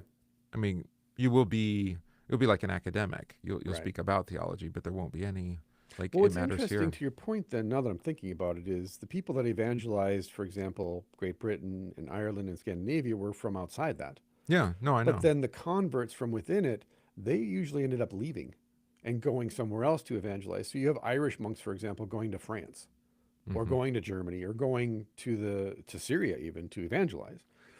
But yet it's like, well, why can't you just evangelize where you were converted at? Well, they're a little hostile because I'm the local boy and we used to do this together. And now you're all high and mighty now. You're holy. You're one of those Christians. Right. But plenty of Irish people stayed in Ireland who converted, and became monks and priests and whatnot. But that would be a calling again. If the calling is there, then the calling is there, right? Patrick comes back to his people. St. Patrick, St. Bridget, they're Irish, and they stayed there, and their patron saints No, of Patrick Ireland. was English. And he went Was to he? Ireland. Yeah, he was Oh, I thought he taken was by born there and pirates. was. I know No, he was yeah, I born know in that England. part. Oh, I He- thought he was. Yeah, he Well, was we're English. claiming him. He's ours. Right. Well, he ends up being Irish. Typical British, steal everything. No, he ends up being. Now I'm thinking Dairy Girls. This Yep, is there you great. go. Mhm. With what's his name? As you should. The English The cousin. cousin? Yeah. Yep. That's all I know him as, the English cousin. Yep. We just watched the one where he joins in with the gypsies. Yeah. So great. They expect him to. Yeah, they expect that he's going to get completely wrecked by the gypsies, and they make him one of their own, and then they're mad. Yes. It's so good. On the way to what's the concert? I can't remember. Oh now. yeah. It's some band that I didn't know, like Mhm. Wham or something, right? It wasn't Wham, but it was somebody. Yeah. I got you. It's awesome. So good. All right. Anyway, so Dairy yes. Girls. You got to watch it if you haven't. It's But I fantastic. mean, there's the example. Well, yeah. Does he ever assimilate? No, because they So- don't want him to. No, they like him just the way he is. I just watched a viral video the other day of a guy at the airport in Dublin, 2026, and he says to the guy who's got his backpack and his jacket on, and there's a British Union jacket. He's like, "You're not going to want to wear that here." He's like, "I'm just telling you for your own good. They'll probably kill you." He's like, "I'm just joking. They're not going to kill you, but you shouldn't wear that." And that's 2026. I'm like, there's neighborhoods. Yeah. And so, yeah, if you're a convert and God's like, "Hey, I need you to go over there," because they're not going to listen to you. It's not your fault for being the local boy that they won't listen. It's that the Holy Spirit's saying, you can't be here. But then there's going to be other people that do convert, like the Druids that converted and built churches and went, "Yep, I converted, I built a church, and now I'm going to evangelize all the people in this area because I know them." Right. Well, obviously God's doing that with a former Druid and going like, "Hey, now that you're a priest, we're going to convert all the people that followed you. And you're perfect for that because you're already an elder, you're already an authority." Perfect, right? Versus, "Hey, wasn't your dad a carpenter?" "Yeah." "I remember you now." Right. "Yeah, you used to go out with Sally." "Yeah." You're like, "Oh, no." Right? No, then you can't be a prophet because everyone sees you as, again, the puer, not the senex, not the elder. Yeah. So maybe it's not necessarily that you assimilate to them, but that Right. you hear them. I think that's crazy too. I've reflected on this because I'm coming up on 20 years here, which is mind-boggling. That I is. can't- I That's don't- insane. It feels That's like insane. 10. Yeah. But it is, okay, obviously I'm supposed to be here, otherwise I wouldn't be. But also, how many churches actually just have a pastor last long enough to become an elder? Not an elderly pastor, but an elder in the church and in the community, You do get that. You'll get the emeritus. but not serving. I don't know. I've seen him serve too. Okay. Yeah. Yeah, because I think there needs to be more of that in the churches. Oh, I could use it. Oh, No doubt. God, no doubt. Yeah. Yeah. I mean, again, doing the audiobook version of Withertongue, and one of the complaints of Withertongue is that the young pastor who they've almost got, he's right on the edge of being apostatized, then meets this old retired pastor who moves into the church. And it just drives Withertongue crazy because the old pastor's like, "Hey, does it say that in the Bible? And hey, have you ever thought about this tradition not being a negative?" And the two greatest temptations for the young pastor are always the woman he's going to marry, because she's a devout Christian and she won't, she's like, "Hey, you love me, so you trust me, but I don't think that's the right thing to do. And I don't think you should be listening to those voices." And then the elderly pastor who comes in and says, "I just want to have lunch with you." And so he's not lecturing, he's just teaching. I'm sorry, he's not even like teaching formally. He's just having conversations. And just as the elder, he can do that. Are you discovering things in your own book? I am actually, I am discovering things in my own book. That's And crazy. you're like, "Oh, okay, cool." Yeah. Didn't think of that before, but Yep. there it is. When I was writing it, I was like, "Oh, this is for other people." But yet, the stories in the Withertongue emails are all drawn from other pastors who I've had conversations with, Right. who, whether they were aware of it or not, were inadvertently mentoring me by just telling me stories and being like, "Hey, man, don't do this. Don't do what I did." Or, "Here's what happened to me when I was in that situation." Right. And they never, in my remembering of it, did they ever say to me, "Do it this way. You have to do it this way because I did it this way." It was more along the lines of like, "This is what happened to me. Take it for what it's worth." Because I think the longer you're in ministry, at least, hopefully then you're led and seasoned and tenderized in such a way that you look and go, "Oh yeah, no, I've made an art of failure. As a pastor, I've made an art of failure. That's my ministry. And my wisdom is, oh yeah, don't do that again." Right. Well, I mean, that's the art. What is- Or, not to be so negative, I encountered someone in ministry who taught me, "This What is did it how I say? need you to be a pastor." the art of falling gracefully, or something. Wasn't that? Isn't that what like skydiving or something, right? Sure. It's like, Sure. yeah. So falling down and getting back Yeah. up again. But everything in my pastoral ministry has been a consequence of an encounter Mm-hmm. where I was changed by someone. And when I tried to do it alone or go off and sit by myself, I usually had the wrong thing coming out the door, usually. Right. And it had to be, and even if it was quote unquote right, it had to be tempered by the person that I was engaging with, because they had to have a say. And I think again, it's not a mistake that Sam and Frodo go together, and Frodo and Sam end up together, and Sam won't abandon Frodo, even though the rest of the fellowship is dragged off in different directions. They all end up 2 by 2 for the most part, Right. other than Gimli and Legolas and Aragorn. But it's just recognizing there's a pattern, and whether Tolkien's aware of that pattern or not, you as a Christian can read this book, for example, and then go back and even watch the movies, and then reflect on, okay, I wasn't seeing the metaphor, I wasn't seeing the symbolism, and now that I'm seeing it, I'm going to look out the window and away from the screen, and then ask myself the same questions that the movie or the books are asking, which is, where's Mordor? Where's Mount Doom? Where is Gollum? And again, you're not going to meet an actual literal Gollum on the sidewalk, but what's the characteristics of a Gollum? What's the characteristics of a Boromir? What's the characteristics of a Saruman? They're everywhere. Right. And once you see the white wizard go gray, go black, then you can go, oh, okay. Yeah, I can see that now. Okay, now I see the pattern. He is the Gollum. He is Wormtongue. And I got a lot of Wormtongues. I've met a lot of them, right? And sometimes you are Wormtongue and you're like, oh, no. And unfortunately now we have a literal Palantir. Yes, and we have it's a little on the nose. A little bit. A little back. At what point can we get rid of Carp? I don't know. I don't know how he's got, yeah, it's just But too the much. thing is, then once you start matching up and going, what is the gospel telling me? What is the gospel teaching me? And what does the Holy Spirit want me to learn? Then as a preacher, at least you ask, okay, again, where am I located? Who am I preaching to? Right. And then because again, the mystery is there anyways. It was there before you got there. You don't have to like make it up or, trying to find it. It's there. It's just looking out your back door and going, oh, a tree, Garden of Eden, tree of life, tree of the knowledge of good and evil, tree on the hill of Golgotha, the cross, tree at the end of the book, New Jerusalem, trees. Oh, okay. Trees lining the river. Yeah. Yeah, exactly. And then you go, okay, there's trees. And now I can pull that into the sermon. I can pull that into the imagery of the sermon. I can pull that into the imagery of my teaching and in my pastoral care. And so I'm not going to say, well, you remember when Sam and Frodo were lost and they only had the limbus bread. But you recognize, you know what I need to show up with for my people that are in that dark place? The sacrament. The bread, yeah. I need the bread. I think this is, you've helped me here to say the reason why like trying to use Lord of the Rings as the story is because it is preaching, right, of a sort, right? I mean, he's proclaiming. It's definitely pedagogical. Yeah, he's telling the story of Jesus and of us and world and universe, the whole deal. Yeah. He's retelling that story, in a mythological way. But that's not. You're to do the similar thing, but not do the same thing because it won't be local, like you said. It won't be for England or whoever, right? For the time and place. So it doesn't translate that way. It's like it's anytime we've tried to preach another sermon as a sermon. Right. Yeah. You can do it, but it's performative, and it just you're riding another man's horse. It's like, here I'm going to share this meditation with you from Chrysostom, and just read Chrysostom. Don't pass it off as your own or anything like that. Right. Well, then now you're back into recitation.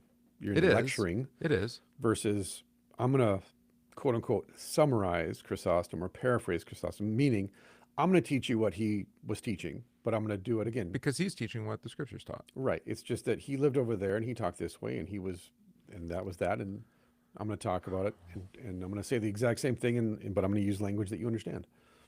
Again, I always talk about this in relation to translating is be faithful and be accurate, but also then push yourself grammatically to say that word, what's the translation of that word into modern English? Is there? And if there's not, what Germanic rooted word or Anglo-Saxon word can I use? This is actually the case for reading, at least going back and referring to King James. Right. Because it's using an older English, and that can get you closer. Yeah. Not the exact translation in King James, but at least it triggers the It's like, oh, Well, it's based on Tyndale, which was based on Luther's Bible. what was the example? I was thinking of Luke Germanic. 11, right? Don't be anxious for tomorrow. Mhm. Tomorrow's enough. And we always translate as anxious. Mhm. But the King James, it's something different. It's like, I can't remember what it is. I'd Well, have to you go are look. on the internet, you know. I am on the internet. And then that's like, oh, so the like the semantic domain, we say the whole broad, Yeah. understanding of how that could be translated, because it's different than the other parallel. It's a different Right. word than Matthew or Mark. Mhm. So, Which is why you want to read Tolkien's letters, where he explains such things, such as limbus, where that comes from, way bread. And now all of a sudden, your entire sermon on the body and blood of Jesus can be centered around one word, way bread. This is bread for the way. It's Jesusing you. I'm looking here. I'm Yeah, going to no find worries. it.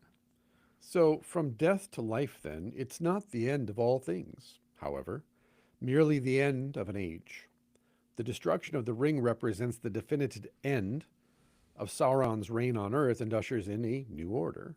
When the ring is destroyed and Sauron is cast down forever, an eagle, one of Tolkien's good spirits, a messenger of grace, brings the news to the city of Minas Tirith. Well, there you go. Sing now, ye people of the Tower of Anor, for the realms of Sauron is ended forever, and the dark tower is thrown down. Sing and rejoice, ye people of the Tower of Guard, for your watch hath not been in vain, and the black gate is broken, and your king hath passed through, and he is victorious. Sing and be glad, all ye children of the West, for your king shall come again, and he shall dwell among you all the days of your life. Yeah, that's definitely not Christian. Sorry. How could anybody read that and think it's a Christian hymn? Wow. He does. I wrote on this in my graduate work. I mean, the amount of music in the song, even just in Lord of the Rings, never mind outside of that with Silmarillion and whatnot. It's and that the parallels in the text. I did that for a whole section, just comparing. Like I said, I mean, the Magnificat is reflected. Yeah. You can hear other like less common canticles, ones that we don't necessarily use, but that are common in Roman Catholic practice. So it's like those songs even have to come out in the songs of Middle Earth. Tom Shippey, who's one of the foremost Tolkien scholars, I think he's still alive, or pretty sure because he just put out his version of Beowulf, because he didn't like Tolkien's. And it's a great compilation. It's such a good book. But Shippey connects these lines to Psalm 32 and 33. Oh, that's probably where I got it, because I have which that has book. little in common with the Eagles song Beyond the Word Rejoice. But Barenthal suggests Isaiah 21, which likely inspired the Eagles song, which is in Craig Barenthal, Tolkien's Sacramental Vision, Discerning the Holy and I have that Middle one Earth. too. Okay. Yeah, I got that in my queue too. It's a rabbit hole. At one point, I was collecting all these things. But so this is what follows. As Tom Shippey has pointed out, these verses strongly echo the language and style of the Psalter. As Shippey writes, there is no doubt here about Tolkien's stylistic model, which is the Bible, and particularly the Psalms, unquote. Yeah. I said it was Luke 11. It's Luke 12. That's why I'm having so Okay. many problems finding it. I'm like, where did he say this? But anyway. Treasure toward God. Your body's more than your clothing. What's stature to your cubit? I'm getting there. Lilies. Okay, clothe the grass. Clothe you, O little faith. What you shall eat. Or be of doubtful mind. That's better. That's better than anxious, isn't Way it? better. Way better. Isn't that something? So that's King James. Mhm. And you're like, okay, doubtful mind. I mean, it's much more, it's two words instead of one, so it's not as simple, but there's a precision to it. Yeah. You know? So there's your example. Germanic root words. Yeah. While generally accurate, this assessment could be considerably refined. We have already considered the ways in which the language of this song draws on Advent liturgies. We are now in a place to consider the Paschal element in the song. While the style of the song is that of the Psalter and Old Testament poetry, generally considered, its substance is pure Easter. Praise of the victorious King is very nearly the defining feature of the Easter liturgies, most especially in the great Eastern hymns, Victimae Paschali Laudis, Ad Senem Agni Providi, and Aurora Lucis Rutilat. I think the only one we use is the Christians to the Paschal Victim. It's in our hymnal. Okay. Both as a chant and as, because Luther used it. It was part of the, There we go. Luther wrote a companion, or he took a German hymn and paired it with the Latin chant. Nice. So I've done it responsively here, where the congregation sings this part, and then I chant the other part. Okay. That's fun. It's a great hymn. Likewise, the breaking of the black gate suggests strongly the harrowing of hell in traditional iconography, a concept so universal in Easter celebrations that even one as far removed from the Catholic practice as Charles Wesley could write, quote, "Christ hath burst the gates of hell." Have we talked harrowing of hell in here? I don't know if we ever Right, did. we should. That's fun. I mean, it's in not only iconography, Western art, Mm-hmm. and then It's fun what stuff. about the closest we get is I mean, we do confess the descent into hell, right? But which article is it in the formula where they said it's not a controversy yet, but it might be someday? We could make it one. Yeah, absolutely. I like it. Maybe we'll do. That's a good Lenten theme. I'll have to find something for us on that. Scandalizing the harrowing of hell. Well, because the formula refers to, that's one of our confessions for those who aren't Lutheran, refers to a Luther sermon. It says, go read the Luther sermon on the descent into hell. Okay. And doesn't explain it. So we could read the Luther sermon. It'd be pretty cool. It's in the anthology, right? On Christ's Yeah, descent it into is. hell. In Yeah, the it is. anthology by Lull. Right. Might be in Dillon. Or the but it's Sources in and Documents book. Lull. It's Okay. in there too. Nice. The one from Cole Wingert. Okay. Yeah. Even the Eagle Messengers, he writes, has its seasonal analogs in the angels who announced the resurrection. In Tolkien's mythology, eagles are much more than C.S. Lewis's talking beasts. They are incarnate spirits and quite literally angeli, or angeli, if you want to pronounce it with a hard J. That is, messengers of the Valar. If Tolkien had been asked, he would almost certainly have said that he included the poem to assist the unfolding of the plot and its attendant themes. But is that the case? The fall of the Black Gate is an apt image, we might allow, for the destruction of the reign of Sauron, but it seems almost redundant set against the fall of the Dark Tower, which occupies a much more important role in the story as a symbol of Sauron's power.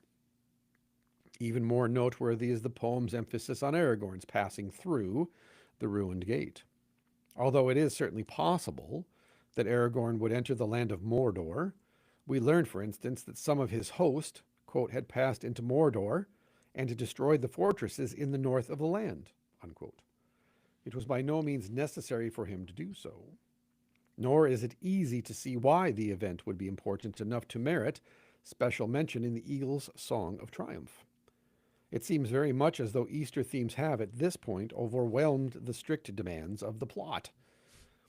It is therefore perhaps unsurprising that these lines have left some readers cool. As well as the Eagles in general. Yes. They're like, well, why didn't the Eagles come? Yeah, anyways, We're just logic. why didn't they come and save them earlier? Look at a map, Why couldn't the Eagles just have carried them to Mordor and dropped them Right. off? because they wouldn't have made it out of the Shire had that happened. Eucatastrophe, baby. Mm-hmm. Tom Shippey notes that the high style of the Eagles song has not had much appeal and questions whether the deliberate Paschal overtones were a good idea.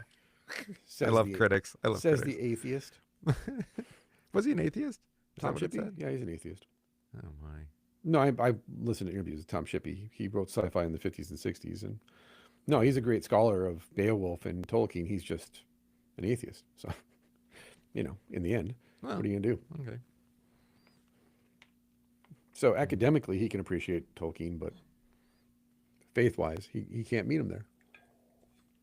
I like the idea that the song Which- just had to be sung. Sometimes atheists are helpful for drawing out the truth of the Mhm. Christian confession, but at other times like this, not helpful. Right. Then again, most of the singing that is done by Sam could be, I don't miss that at all. But that's my critique. Sam's music. Yeah, Sam's songs are awful. Okay. They just are. This has never bothered me at all. Exactly. See, that's what I'm saying. Right? A critic's going to criticize. It doesn't mean it's bad for everybody. It's just, Yeah. I don't know. I am critical about a great number of things.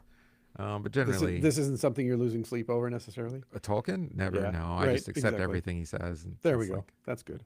I mean, he's the divine author. So That's I don't- true, Doesn't yeah. matter. He's even greater than Luther. Of his own work. There we go. I just wanted to say that to get a rise out of people. Oh, okay. Let's quote that. Somebody bookmark that and post that. Riley finally said it out loud. Luther said he's more Tolkien than Luther. That's He's right. more of a fan. Yeah, I think. Yeah. Okay. Well, I mean, technically I am. I mean, desert island books, Luther's not in there. Tolkien is for sure. Yeah, no, let's be honest here. I mean, some people, you take Luther to desert island, that's cool. You just stay on your side of the island. That's all I'm saying. I don't know. It's a little dry. I think you're right. With the way that Relatively. my life goes, the only book to wash ashore would be Robinson Crusoe. And I'd have to just live in the absurdity and the meta Oh, I thought you were going to say narrative. Gulliver's Travels or something. He got off the island. He did get off the island. That's true. So the aptness of Easter's overtones. No, it should be Lord of the Flies. Well, that's fair too. Yeah, Everybody, dies. yeah. Survivor without cameras. The aptness of the Easter overtones is a question of high importance. Whether or not one approves of the Paschal imagery, it governs the climax of the Lord of the Rings. The Paschal themes of the eagle's song find their fullest expression in the celebration at the field of Cormallen that follows the destruction of the ring.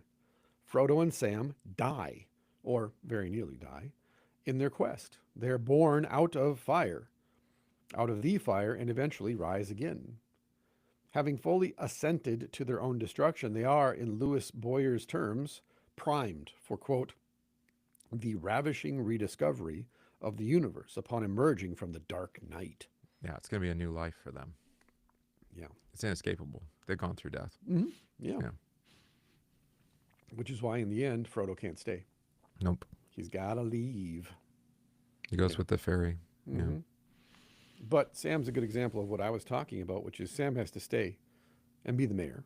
He has to be rooted Mm-hmm. because Sam is the Shire is Sam. Yeah, absolutely. And Frodo never really quite He always fit. is. He's always wandering. Yeah. Exactly. Just Yeah. like his uncle. Yeah. Yeah. Well, is that the Tookish side? Yes, exactly.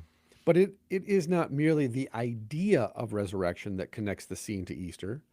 The entire imagery of the chapter leaves the reader with the unmistakable impression of Paschal joy.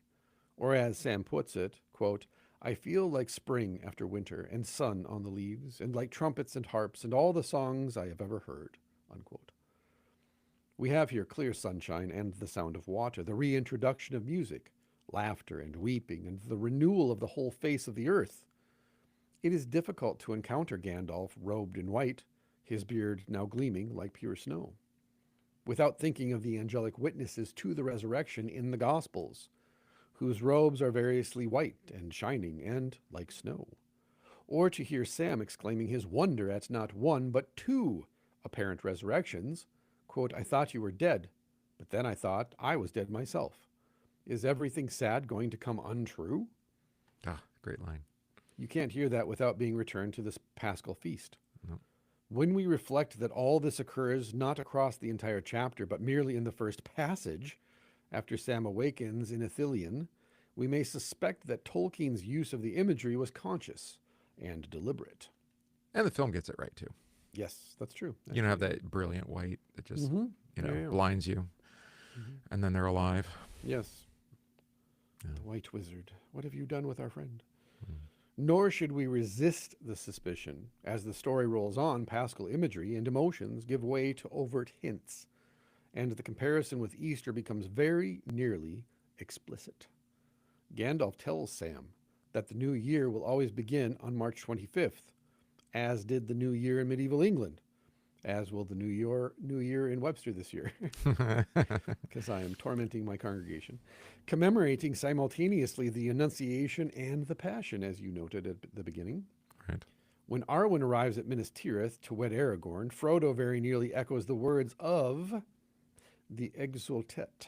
From the Easter Vigil. Yeah, where the Easter proclamation hails the truly blessed night, This is the night. Yeah. when things of heaven are wed to things of earth, the night which shall be as light as the day, and become as light itself in delight, Frodo exclaims. Now not day only shall be beloved, but night too shall be beautiful and blessed, and all its fear pass away. It's interesting this year that we didn't, every year we listen to the Messiah all through Advent and Christmas, every year. But this year we didn't. You know, it's an And- Easter. Okay. Every Sunday's Easter.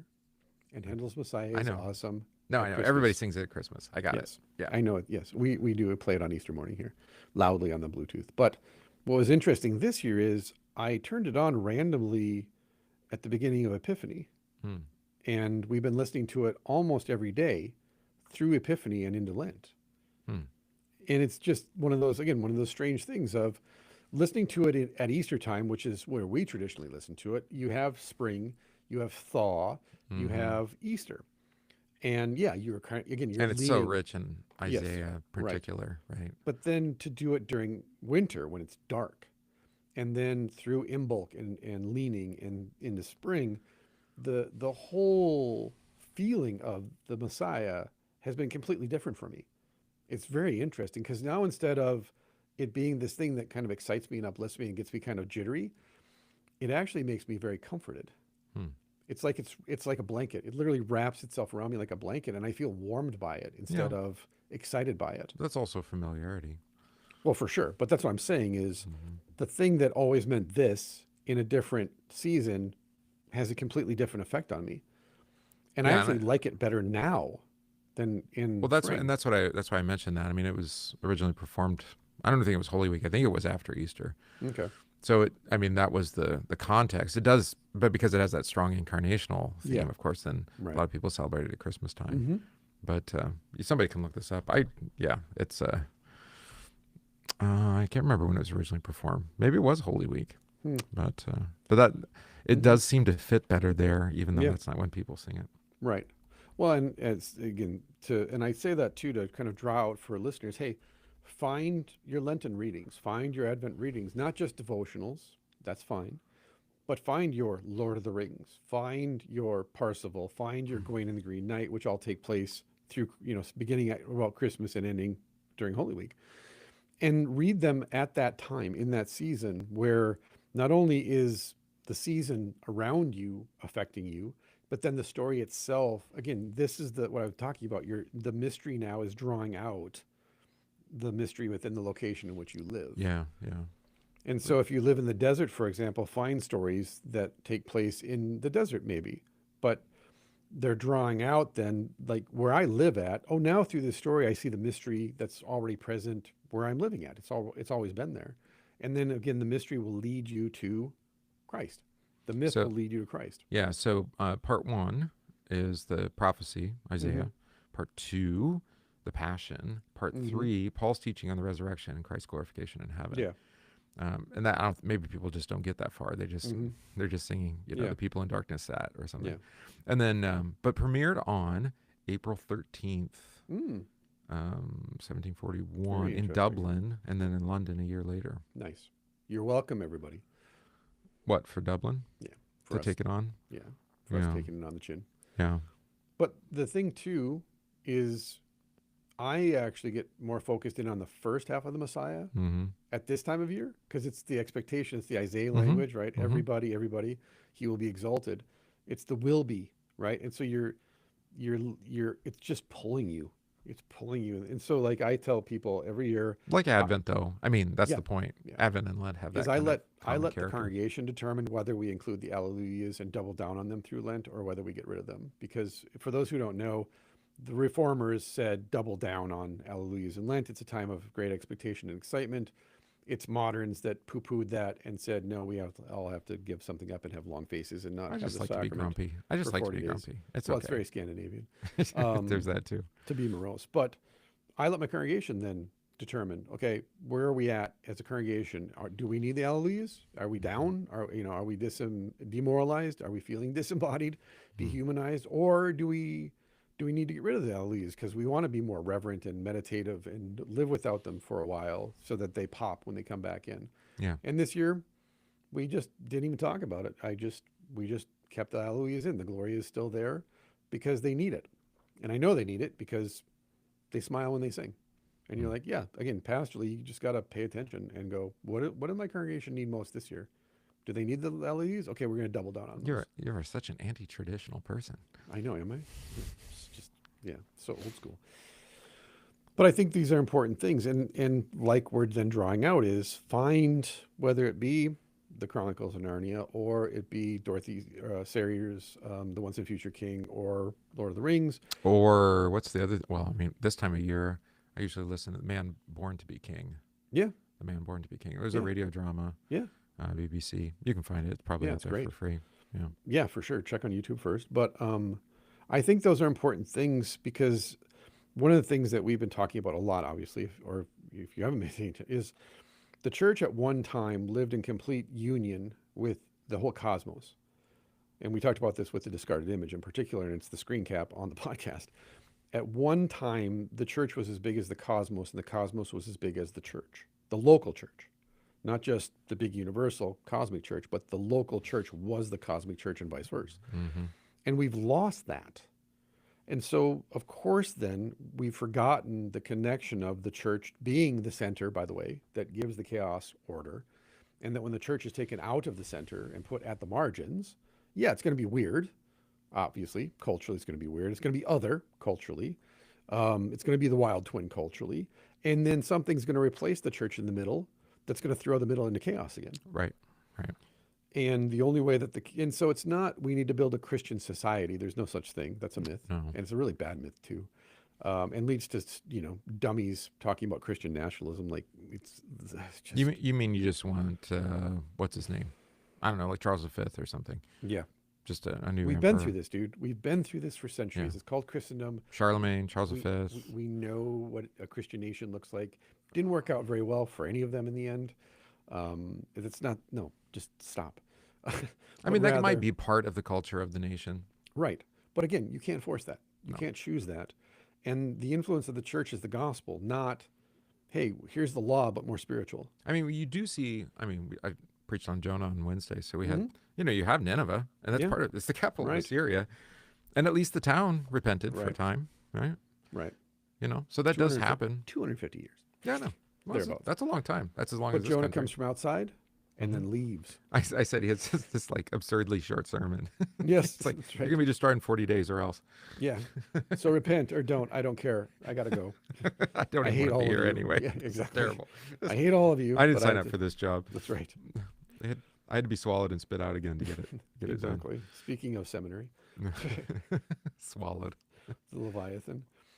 But I think it's important then to find the music and to find, because it's like, the music of the spheres is the music of the spheres because the church understood from the beginning almost that this is cosmic. This is a great mystery being revealed to us. It's in the Song of Simeon, and it's revealed to the nations. And somehow we allowed ourselves to get memory hold. And so, yeah, the mystery is there at the altar, maybe. A lot of churches don't even have altars. Right. But is it there in your home, at your family altar? Do you have a family altar? Is it there in your neighborhood or community? Is it there no matter where you go in the world? Can you sit at the airport, the most godless construct of an industrial society, and yet see Christ active and moving in the concourse? Right? That's what you're doing. Is you're saying like, yeah, I'm in a tomb. I don't think you could unless, in the most Yeah. abstract kind of way, Christ is at the center. But we're not arguing for that, or you're not. You're saying no. Actually, the sacrament's at the center. The life you're with your fellow Right. believers together, hearing the word, Right. and then that spins out into the rest of your life. Yeah, You- 100%. You see everything else in view of the center. Right. Right. But without that at the center, and my practice has usually been by way of law, and say, hey, Right. remember the Sabbath day and all that. Right. That doesn't motivate anyone. Right. As a matter of fact, it seems to turn more people off than Right. than motivate them. If you're a Christian, a sacramental Christian at the airport, you're Parsifal in the wilderness. You're the Grail bearer. You're the wounded And you're king, longing to return. and you're longing to return. Yeah. And you're looking around, asking yourself, I wonder if there's any pilgrims here that I can meet, and we can kind of Good Friday each other. And if you find a man, is that an exciting moment when you find other Christians to talk to at the airport? And likewise, when you find people that are non-Christians to talk to, you go, okay, well, I can't talk the same way because. So you're saying like treat the concourse like it's Canterbury Tales or something. No, for sure. Yeah, yeah. Because it is. I mean, that's exact. It's Vanity Fair. There's all sorts. Yes. It's the most godless post-industrial construct you can possibly encounter at the airport. And I think it's actually designed by real demons.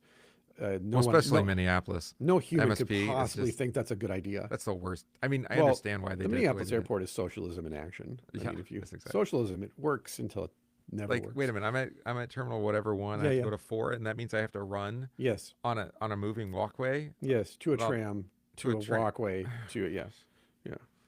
And Whose just idea? hope you got to the right terminal, because otherwise you got to go to the other one.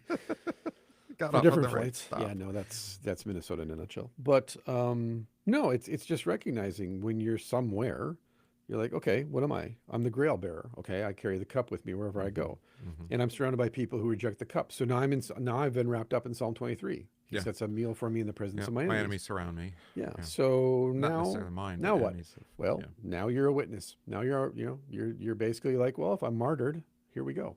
This is the call. Versus, oh, I'm called to be a witness. Okay, or I'm just called to sit quietly and pray for everybody on my flight and pray for everybody in the concourse, and which I do. I advise everybody, when you get on the plane, pray. When you get off the plane, pray. Pray for the pilots. Pray for everybody. That's why you're there. You don't pray as often or as frequently as you do until you fly on a little commuter Yeah. plane from I don't know, from St. Petersburg out into the middle of Siberia. Right. Exactly. And these yes. old Russian fighter pilots flying the plane, Yeah. and there's ice on the wings and nobody cares. That's right. And then they clap when you land. That's when You're like, "Near My Lord to Thee" kind of hits yeah, this home. is let's can we sing? Yeah, exactly. Yeah. And so all I'm pushing for, this Lent is to say, yeah, find that stuff, because it'll act as, again, it'll wrap you up. And if Lord of the Rings is that thing, if Tolkien is that thing, and it fires your liturgical imagination, then yeah, lean into it and make it a tradition.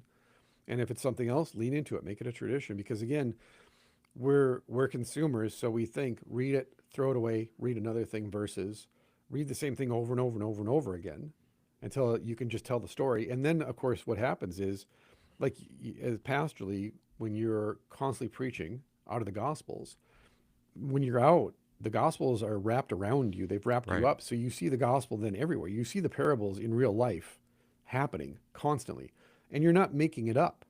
It's actually happening. Christ is actually doing something, and you get to be a Right. witness to it. Right. It's fantastic. It's the glass darkly stuff. But that doesn't, like you said, it doesn't really happen until you are wrapped up in that story. Yeah, And it has to be a good story for this to really work. right. I mean, whatever that means. I mean, or the best story or something like Yeah, that, yeah, right? sure.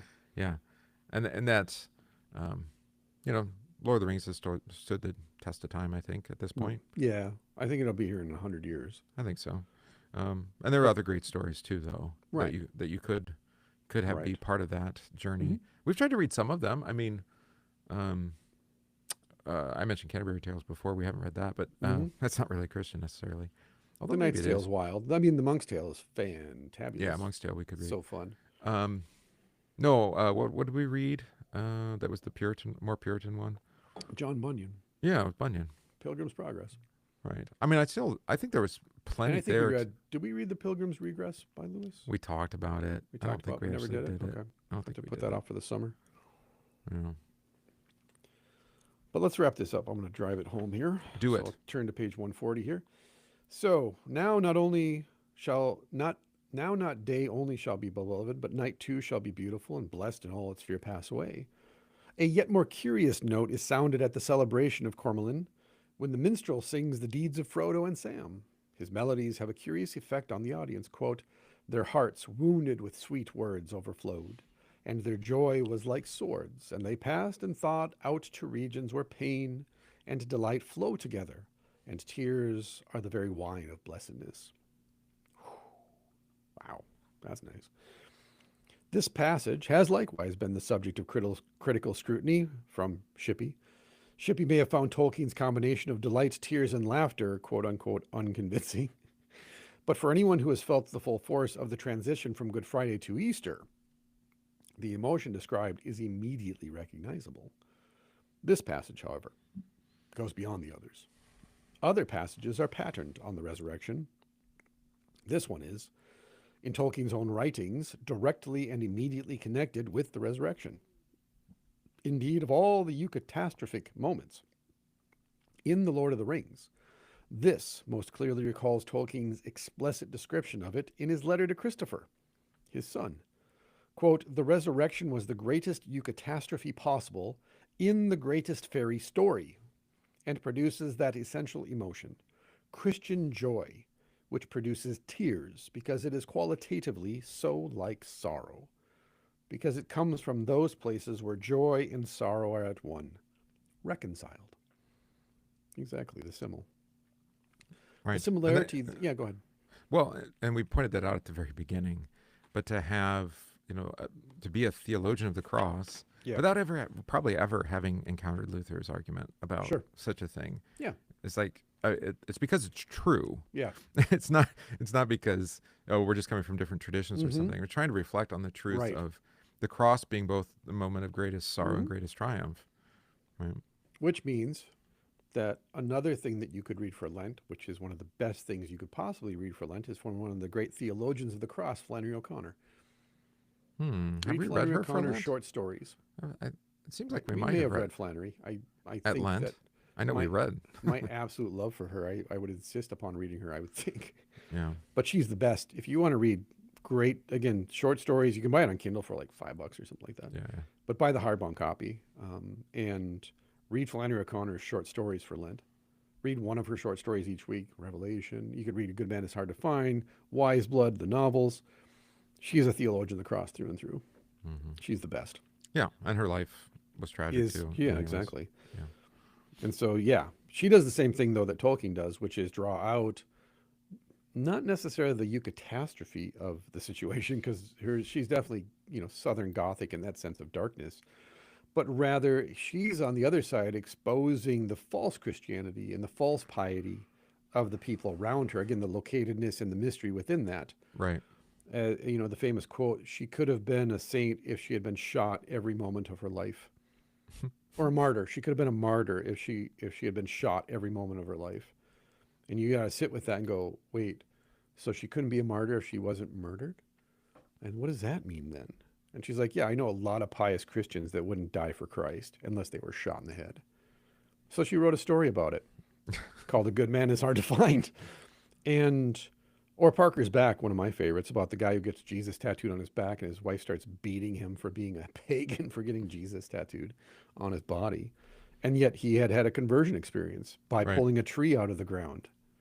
And you're like, okay, that's a little, again, Flannery is biblical to a T, and she went to mass every day. Right, we talked about that when we read her. Yeah. Even though she could barely walk, she would get there by hook or by crook. And you go, okay, but yet she had peacocks and peahens because they were so ill-tempered that they would chase away visitors and gawkers. And you're like, yep, I love them. They're my favorite bird. And you're like, that makes a lot of sense. That is true. And of course, then you have to look into the symbolism of the peacock for Christianity, because the wounded king in the Legend of Parsifal is wearing a hat with peacock feathers in it. Really? As is Kundry, the primordial beloved virgin of God. She also has peacock feathers in her hat because the plumage actually points back to Jesus as well. And the eye, right? Don't Yep. they have an eye? Yep, exactly. The Eye of Hera actually in Greek myth. Ah, that's right. Yeah. I learned that from Hercules, The Legendary Journey, starring Kevin Sorbo. Of course. Originally, yes. That's better than Xena, I suppose. Yeah, it's what is it, Saturday afternoon when it was on, Sunday afternoon? Something like that. All I'm driving at is, like we always say, is theology is fantastic. Catechesis is irreplaceable.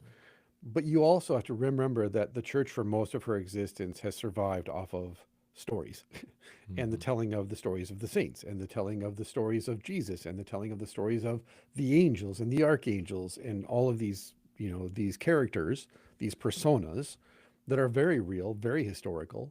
And that's what Tolkien's drawing upon. That's what Flannery O'Connor's drawing upon. And I think this is where I love the Roman Catholics, because I think the really great Roman Catholics, they get that and they live there, and they kind of, again, they let their roots, or they have their roots kind of settled in that soil.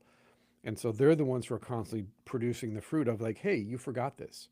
This is why I like some of the Eastern guys. Yeah. The really good Eastern guys are like, hey, we forgot this. And you're like, oh, you know what? I love Ephraim the Syrian. He's fantastic. Right. I've never heard of him that is before. the role of tradition. You hand it forward. Well, that's supposed to be what the mentor does, is to say, again, my nest again said, read this, go read this, go read that, go read this.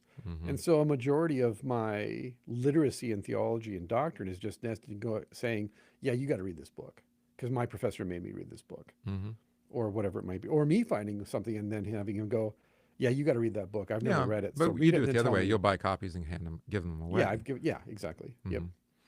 Mhm. And so that's missing, and I think that's missing specifically. One of the things I respect about Eastern Orthodox catechesis is you're assigned a sponsor, and it's always an elder. So if you're a man, you get an elderly man. If you're a woman, you get an elderly woman. It's not a friend. It's A mentor. a guide. Yeah. A guide, a spiritual guide. And so they may invite you into their home and they may mentor you through this is the liturgy and this is what we do here and this is why we do it. But it's understood that this is a communion of saints and the young need to be mentored by the elders and not just the priest. And that's completely and utterly missing nowadays from a lot of congregations, and including my own congregation. I know. I would argue my congregation, now that it's aging, the boomers in particular, they're much more conscious of mentorship, but they're so quiet about it. I find out about it, thank God, after the fact. Yeah. So then it's just like, oh, you're foxy. That was great, and But like, God, if you see somebody, especially if they're in instruction, yeah, and they're looking to join, and they always sit alone. right, That is the call. I mean, you Right, notice 100%. that. Sit with them. yeah. Right. Especially like my church, we don't use a bulletin. And again, you don't have to be a friend, Right. but a guide. Just and a Christian brother or sister. Right. Yeah. Yeah. Same thing with the Sunday schools and the catechumens. And you could say, "Can I help?" And they'll say no, and that's 100%. okay. Yeah. Say, Just well, ask. I'm still going to Yeah. sit with you. Like I say, everybody that's a member of my church is more than welcome to help with Sunday school and catechism class. And like now that I'm telling Iron John to the catechism, I'm like, hey, everybody come to confirmation after church because I'm going to tell a story. And you can just sit there and have your coffee and just listen to me tell this old story. The confirmands are well versed in this. They're drawing out all these images of Jesus and sin and the devil and salvation and all these things as we go. And you can just listen and enjoy the fact that this is the way Christians used to teach the faith, and it's okay. Versus just kind of like, well, I memorized all this when I was 15 and then I just moved on. Like I said, the people that have converted are the ones who want me to buy them Bibles. Because I'm saying to them, listen, not one size fits all. You're new. You've never read a Bible. So let's just find a Bible that you can read and let's just understand the outline of the Christian faith. And then we can get deeper because we'll go through catechism or we'll go through the Bible or, and we can have deeper conversations as we go. But I don't want to kill your curiosity because that's childlike faith right there. That's soil that's ready to be planted. So let's plant. All right. And then again, I planted, you watered, and then the Lord gives the growth. Right. And if you think that somehow recommending the wrong Bible is going to, cause this person to apostatize, that's like saying the kingdom fell because of a nail. It's like, I'm pretty sure maybe the treasury being emptied out was more cause for the state to fail than the fact that the nail factory screwed up a batch of, nails. Indeed. So, yeah. So the similarity here is, everything's leaning toward resurrection. That's what Lent is. So Father Michael Ward has pointed out that the celebration in the field of Cormallen was, for Tolkien, the climax of his entire work, as well it might be. At this point, the boundary between Tolkien's fantasy and Tolkien's faith becomes vanishingly thin, and his great fairy tale touches the hem of something greater still. One of the things I think American evangelicals shortchanged culture on is saying everything's satanic, don't have anything to do with it, versus, well, let's read Harry Potter. Is it really about witchcraft or in demonology, or is it actually a Christian allegory? Now, I would argue... Or is it some combination? Yeah, sure. Right. But then you have to say, well, Tolkien's off because everything he's writing is pagan and drawn directly from paganism. He even says it. Like, oh, no, everything that I'm using is pagan. That's, And so you're like, well, but he's a Christian. Yeah, you can do two things at once if you're already in that tradition. If you're outside the tradition and you've already vilified it, then of course you're going to see it as a threat because it's coming from the outside and saying, hey, you ever study the lives of the saints? Well, I've read Fox's Book of Martyrs. That's acceptable. Like as a missionary, I was allowed to read that. But the lives of the saints, that's Roman Catholic superstition. Yeah. That's just black magic. I was thinking about, we haven't seen it yet, but just based off of the commentary about the Netflix adaptation of Narnia. People are not optimistic. Well, we've been burned a few times, and the person producing it, the person directing it, the person writing it, the person casting it, you're like, this is doomed. It's doomed. It's doomed. Right, and they're like, it's not your mother's, your parents' Narnia. Well, that's not the Narnia I want. That's Remember, not the, everything on Netflix is drab and immortal. That's the drive. That's the thesis. Make it drab and immortal. And if it's yeah. Narnia is not drab or immortal in that sense. It's Well, pointing and to so something the point higher. is the point is that I mean that's what happens when you approach something like that. Yeah. Outside of faith, I think. Yeah, 100%. Is that you flatten it. I mean, you actually that's I didn't watch Ring of Power either, but that's my understanding of what happens there. It's just a story, and it's like Game of Thrones level of just you know, there's no greater love. You know, not only is there no faith, there's no virtue. And there's no virtue. Virtue says be respectful and honor your fathers and your mothers who came before you. Honor that which is greater than yourself. Versus, is the student greater than his master? Well, modern writers would say, well, of course, that's what we're... That's right, so the modern that's retelling. The people's revolution. That's Mao. The youth they know everything, and everything old is bad, so let's erase it. Or reframe it. I mean, that's all this is just shame sessions. That's what Kathleen Kennedy was doing with Lucas and Spielberg, is just like, I'm going to take your characters because you won't do it yourself personally, so I'm going to force all of your characters you created to do it. So whatever isn't fan fiction. Yeah. It's anti-fan fiction, I guess. Yeah, for sure. Yeah. No, absolutely. And it's willful illiteracy and willful vice and, willful unfaithfulness. That's why it stinks so bad. That's why it doesn't hold up at all, even after like a week or 2 weeks nowadays. Because, again, people are turning against it in broader and broader swaths of the population because they're like, you know what? We were with you at the beginning. We were sympathetic, but now this is a trope. Like, this is a trope, and it's just bad. Oh, yeah, because you've seen the memes where it's, what was the one I saw the other day? So it was the hockey player that scored the winning goal, right? Yeah, he had his tooth knocked out. Yeah. Except it's, the story of the Miracle on Ice or whatever. And then it, of course, different color, skin color. Right. And you're like... Put a chick in it and make her lame and gay. Yeah. To quote South Park. Yeah. Really, why? Right. Why? But that's the joke. That's the meme. It's a joke because it's true. Yeah. That's the problem. What was the one? It was Cleopatra, right? Yeah. Yep. Was that the one where they actually got it right and people were mocking it? No, they got it completely wrong, and people were mocking it for getting it completely wrong. Because Cleopatra was Greek. Ptolemaic, yeah. She was, she was Greek. She wasn't. I can't remember which way they went. The problem is that when you claim not to be a racist, but all black people, all Africans are black people to you, that kind of makes you racist, and geographically, never mind. ignorant. Berbers, North Africans. Yeah, they spoke Latin. No, it's just different. No, that's the problem. Again, is not taking a knee and saying, I need to be a student. Again, be a student even of people you disagree with. That's what this whole show is premised upon. Once in a while. Well, and so to the point of Tolkien, I mean, it is an English fantasy. Yes, of course. He said that. I set out to create a new English myth because we had forgotten all the myths that made us who we are. I mean, you look at that and you're like... So, of course, you have to rewrite Tolkien then because you're trying to recreate another English myth in the present tense. Set in America or set in a globalist world or something? Yeah. Or just, this is England. And so, again, being an Anglo-Saxon modern England. guy... Got it. Okay. Like, everybody knows Anglo-Saxons weren't white. That's the latest thing being taught in universities in England. And all historians are like, that's the dumbest thing I've ever heard. Well, when you're 18 or 19 and your professor is your professor and he or she says, this is true, you go, this is true because I... And what about the Britons? Right. No, they were very diverse too. I don't know if you're aware of that. They were very diverse. Because people were all about diversity back in the day. And yeah. I missed that. Only the white people were evil and enslavers and bloodthirsty monsters. Yeah. Is there a difference between any of them? I don't think so. Gaul, No. Saxon, Well, Britain. not if you actually read a lick of history. They're all they're just savages. They're just Of course, they're all savages. We're savages. It's just that now we send other people to do our work for us rather than admit to it. Like, you go over there and kill those people for their gas. I couldn't do it. I have to go to work. I have a PTA meeting. I can't go over there and kill all those little children. Now we have a flattened reality. Oh, there my. we go. Exactly. Versus, again, virtue is downstream from Christ. Wisdom is downstream from Christ. And recognizing then that we have these living traditions. Yeah. And they, like you said, some of these things have been around for so long. You look at it and go, well, I don't think it's an accident that this story survived or that the words of institution survived unaltered for 2,000 years, considering how much we like to tinker with things. Sure.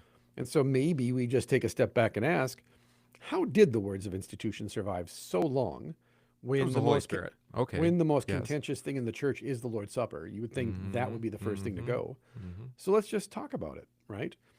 And ask, like, why is the entire medieval experience built around the Grail? Like So I literally think all of medieval life is around that. so maybe it's a kind of a misapplication of be in the world but not of the world. Which, by the way, I think is why the Enlightenment classified that time as the Dark Ages, so that no one looks at it and goes, "Hey, how come the cup of Christ seems to be everywhere?" Yeah.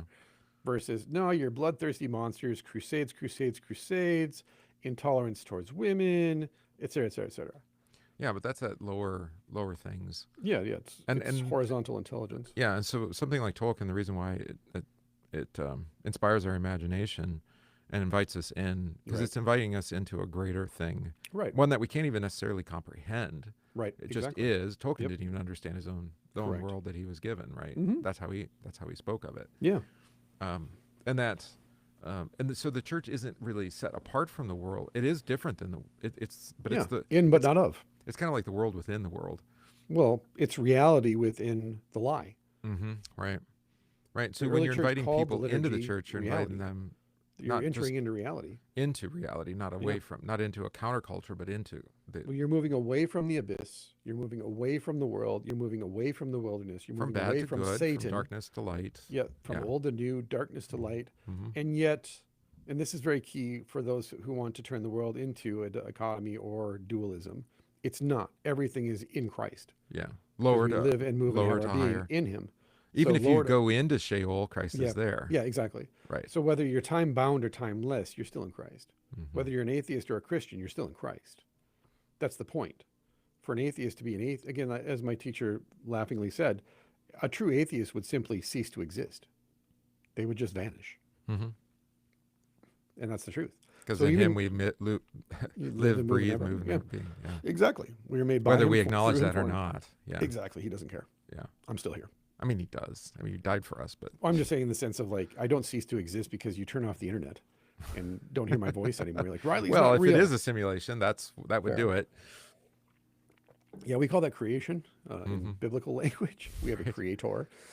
But no, that's how we do it. We play these games. We psychologize things on purpose so that we can control the outcomes and control, obviously, God then in that sense. Versus when you just step back and go, yeah, he's the wild Christ and he's coming. He's on the move.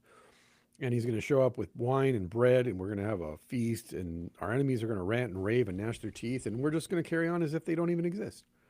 That is a description of your life right now as a Christian. What if the berserkers are at the gate? Yep, they are. It's not a matter of if, they already are. Actually, they're in the I've seen them city, on TikTok. Yeah, and they seem to be voting. So there might be drug use involved too. more than a lot, because they have to consume. That's what they are. They consume, and if they can't consume others, they'll consume themselves. If they can't consume the youth, they'll consume themselves in the end. That's why we Yeah. devour our children, Right. unfortunately. Right. So Well- all of this comes through, one, reading the scriptures, and then two, asking, where is Christ? Again, Paul talks at the Areopagus to all of the greatest minds and leaders of the day in that place. And he locates his sermon on the ground of Mars Hill, literally, actually. And the first three bishops of Athens, as I've said, were there that day. They all said that. We were converted through his preaching on that day. The first three bishops were all pagans before Paul showed up on Mars Hill. And from that moment forward, boom, Christians. Now what? Bishops. Well, how And not by a compelling argument. That's No, not what happened exactly. there. Like, oh, you're bishops because you were no, we weren't made bishops because we bought it. We just kept getting elevated. We're like, what's happening? We don't know what's happening. And you know what they had the entire way? Preachers, mentors, Right. apostles, Right. men and women to carry them, pray over them. Well, it's just like pastors. I mean, you don't come out of the box ready to go. Yeah. You go into the box ready to go.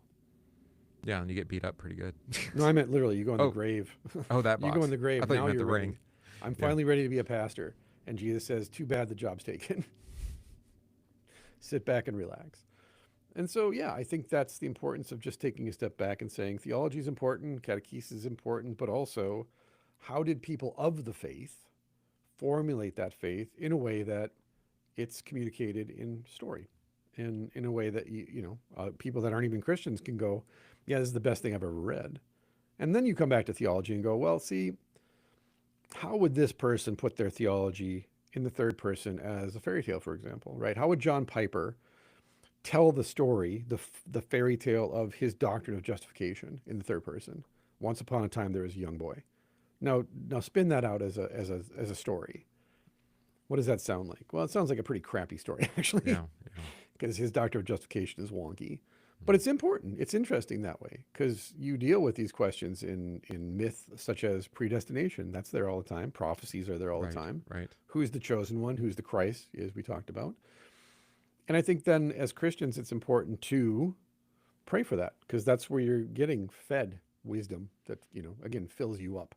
Right. And gives you that sense of fullness. And then you can pass those things on to your children. And I know, like with my own children at least, reading these stories drives them back to the Bible and makes them curious about the Bible rather than, I got to read the Bible because my dad's a pastor and we're Christians, versus, hey, Dad, this is cool. And then Dad says, yeah, that's from Isaiah 12. Right. And they're like, what? I'm like, go read Isaiah 12. And they read it opens like, the imagination. exactly. And they're like, oh, again, build bridges. Mm-hmm. Don't burn them, build them. Yeah. Great stories leading to the greatest story. Right. And what you do along the way is to say, that's chaff. We're getting rid of that. Like I said, my 15-year-old's really into Nine Inch Nails. So I'd explain to him, hey, everything before this album is drug addiction and pain. Everything after this. It still has a valid, there's a point to telling that story. But, Mhm. Right. It may But not be your favorite. I just want him to understand as he listens to Pretty Hate Machine, don't drink from this cup too heavily. It leads to depression and drug addiction. Yeah. Oh, God, no, he's not allowed to listen to that yet. Yeah. No, I won't let him. As a father, I'm just like, it's irresponsible to let you listen to this album yet. You need to be older. I'm just saying, there's certain things that I'm like, I just don't think you're ready for this. That's not yet. my favorite album. I don't listen to it. But we've talked No, about it. I always like the liminal albums. Yeah. So like with Pink Floyd, I like metal more than Dark Side of the Right. Moon. Even though I Yep. love Dark Side of the Moon. Right. But I like metal the most because it's like it's not Mhm. there. It's not fully formed, but you can Right. hear it. You can see it. It's almost there. Right. It's almost there. Right. That's, that's the fragile for me. So yeah. Sure. I get it. It's the for sure. transition. It's the transition Yeah. to Right. to who he is today. Yeah. So. And so we do that. And those are the stories we tell. And those, again, whether you believe it or not, everybody builds a myth around themselves, about themselves, Mm-hmm. whether we believe it or not, and we have different ways of describing that. But the gospel comes along and says, no, this is who you're going to be now. And I love how he refers to Michael Ward's book and just the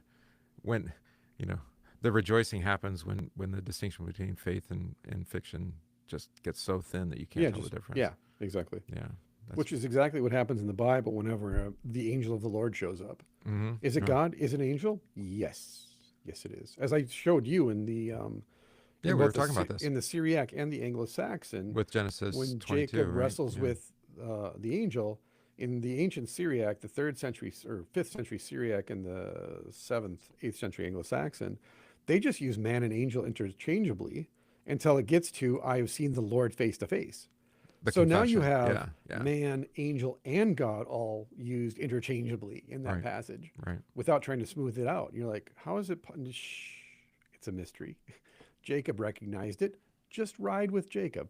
Not Whatever. right away. Not right away. Tell me Not your right name. away, but after the fact, as he went along limping. Exactly. Tell me your name. Yep. Why And do you ask so- your name? Why do you ask my name? You know my name. You know my name. It's like what? Come on, man. Yeah. Just Adam, it- where are you? Yeah. We know. your name. I know. Yeah. Good stuff. But again, you have to name the wound out loud. That's what confession is. You're just naming the wound out loud. Which is ironic that God heals Jacob's wound by wounding him. Mm. Again, another one of those paradoxes. Mm-hmm. Yeah. Because it's interesting. Jacob never complains about his hip. No. He complains about literally everything else under the sun except that. It's No, really it just wild. gets old. It just gets old I after that. love reading the end of Joseph's story in Genesis with Jacob, the doom bringer. Mm. Like, Oh, he the blessings are just fantastic. Oh, they're just awful. You're just like, maybe I don't understand blessings. Maybe I have too broad of it because that was dire, man. It's pretty rough for most of them. Yeah. Yeah.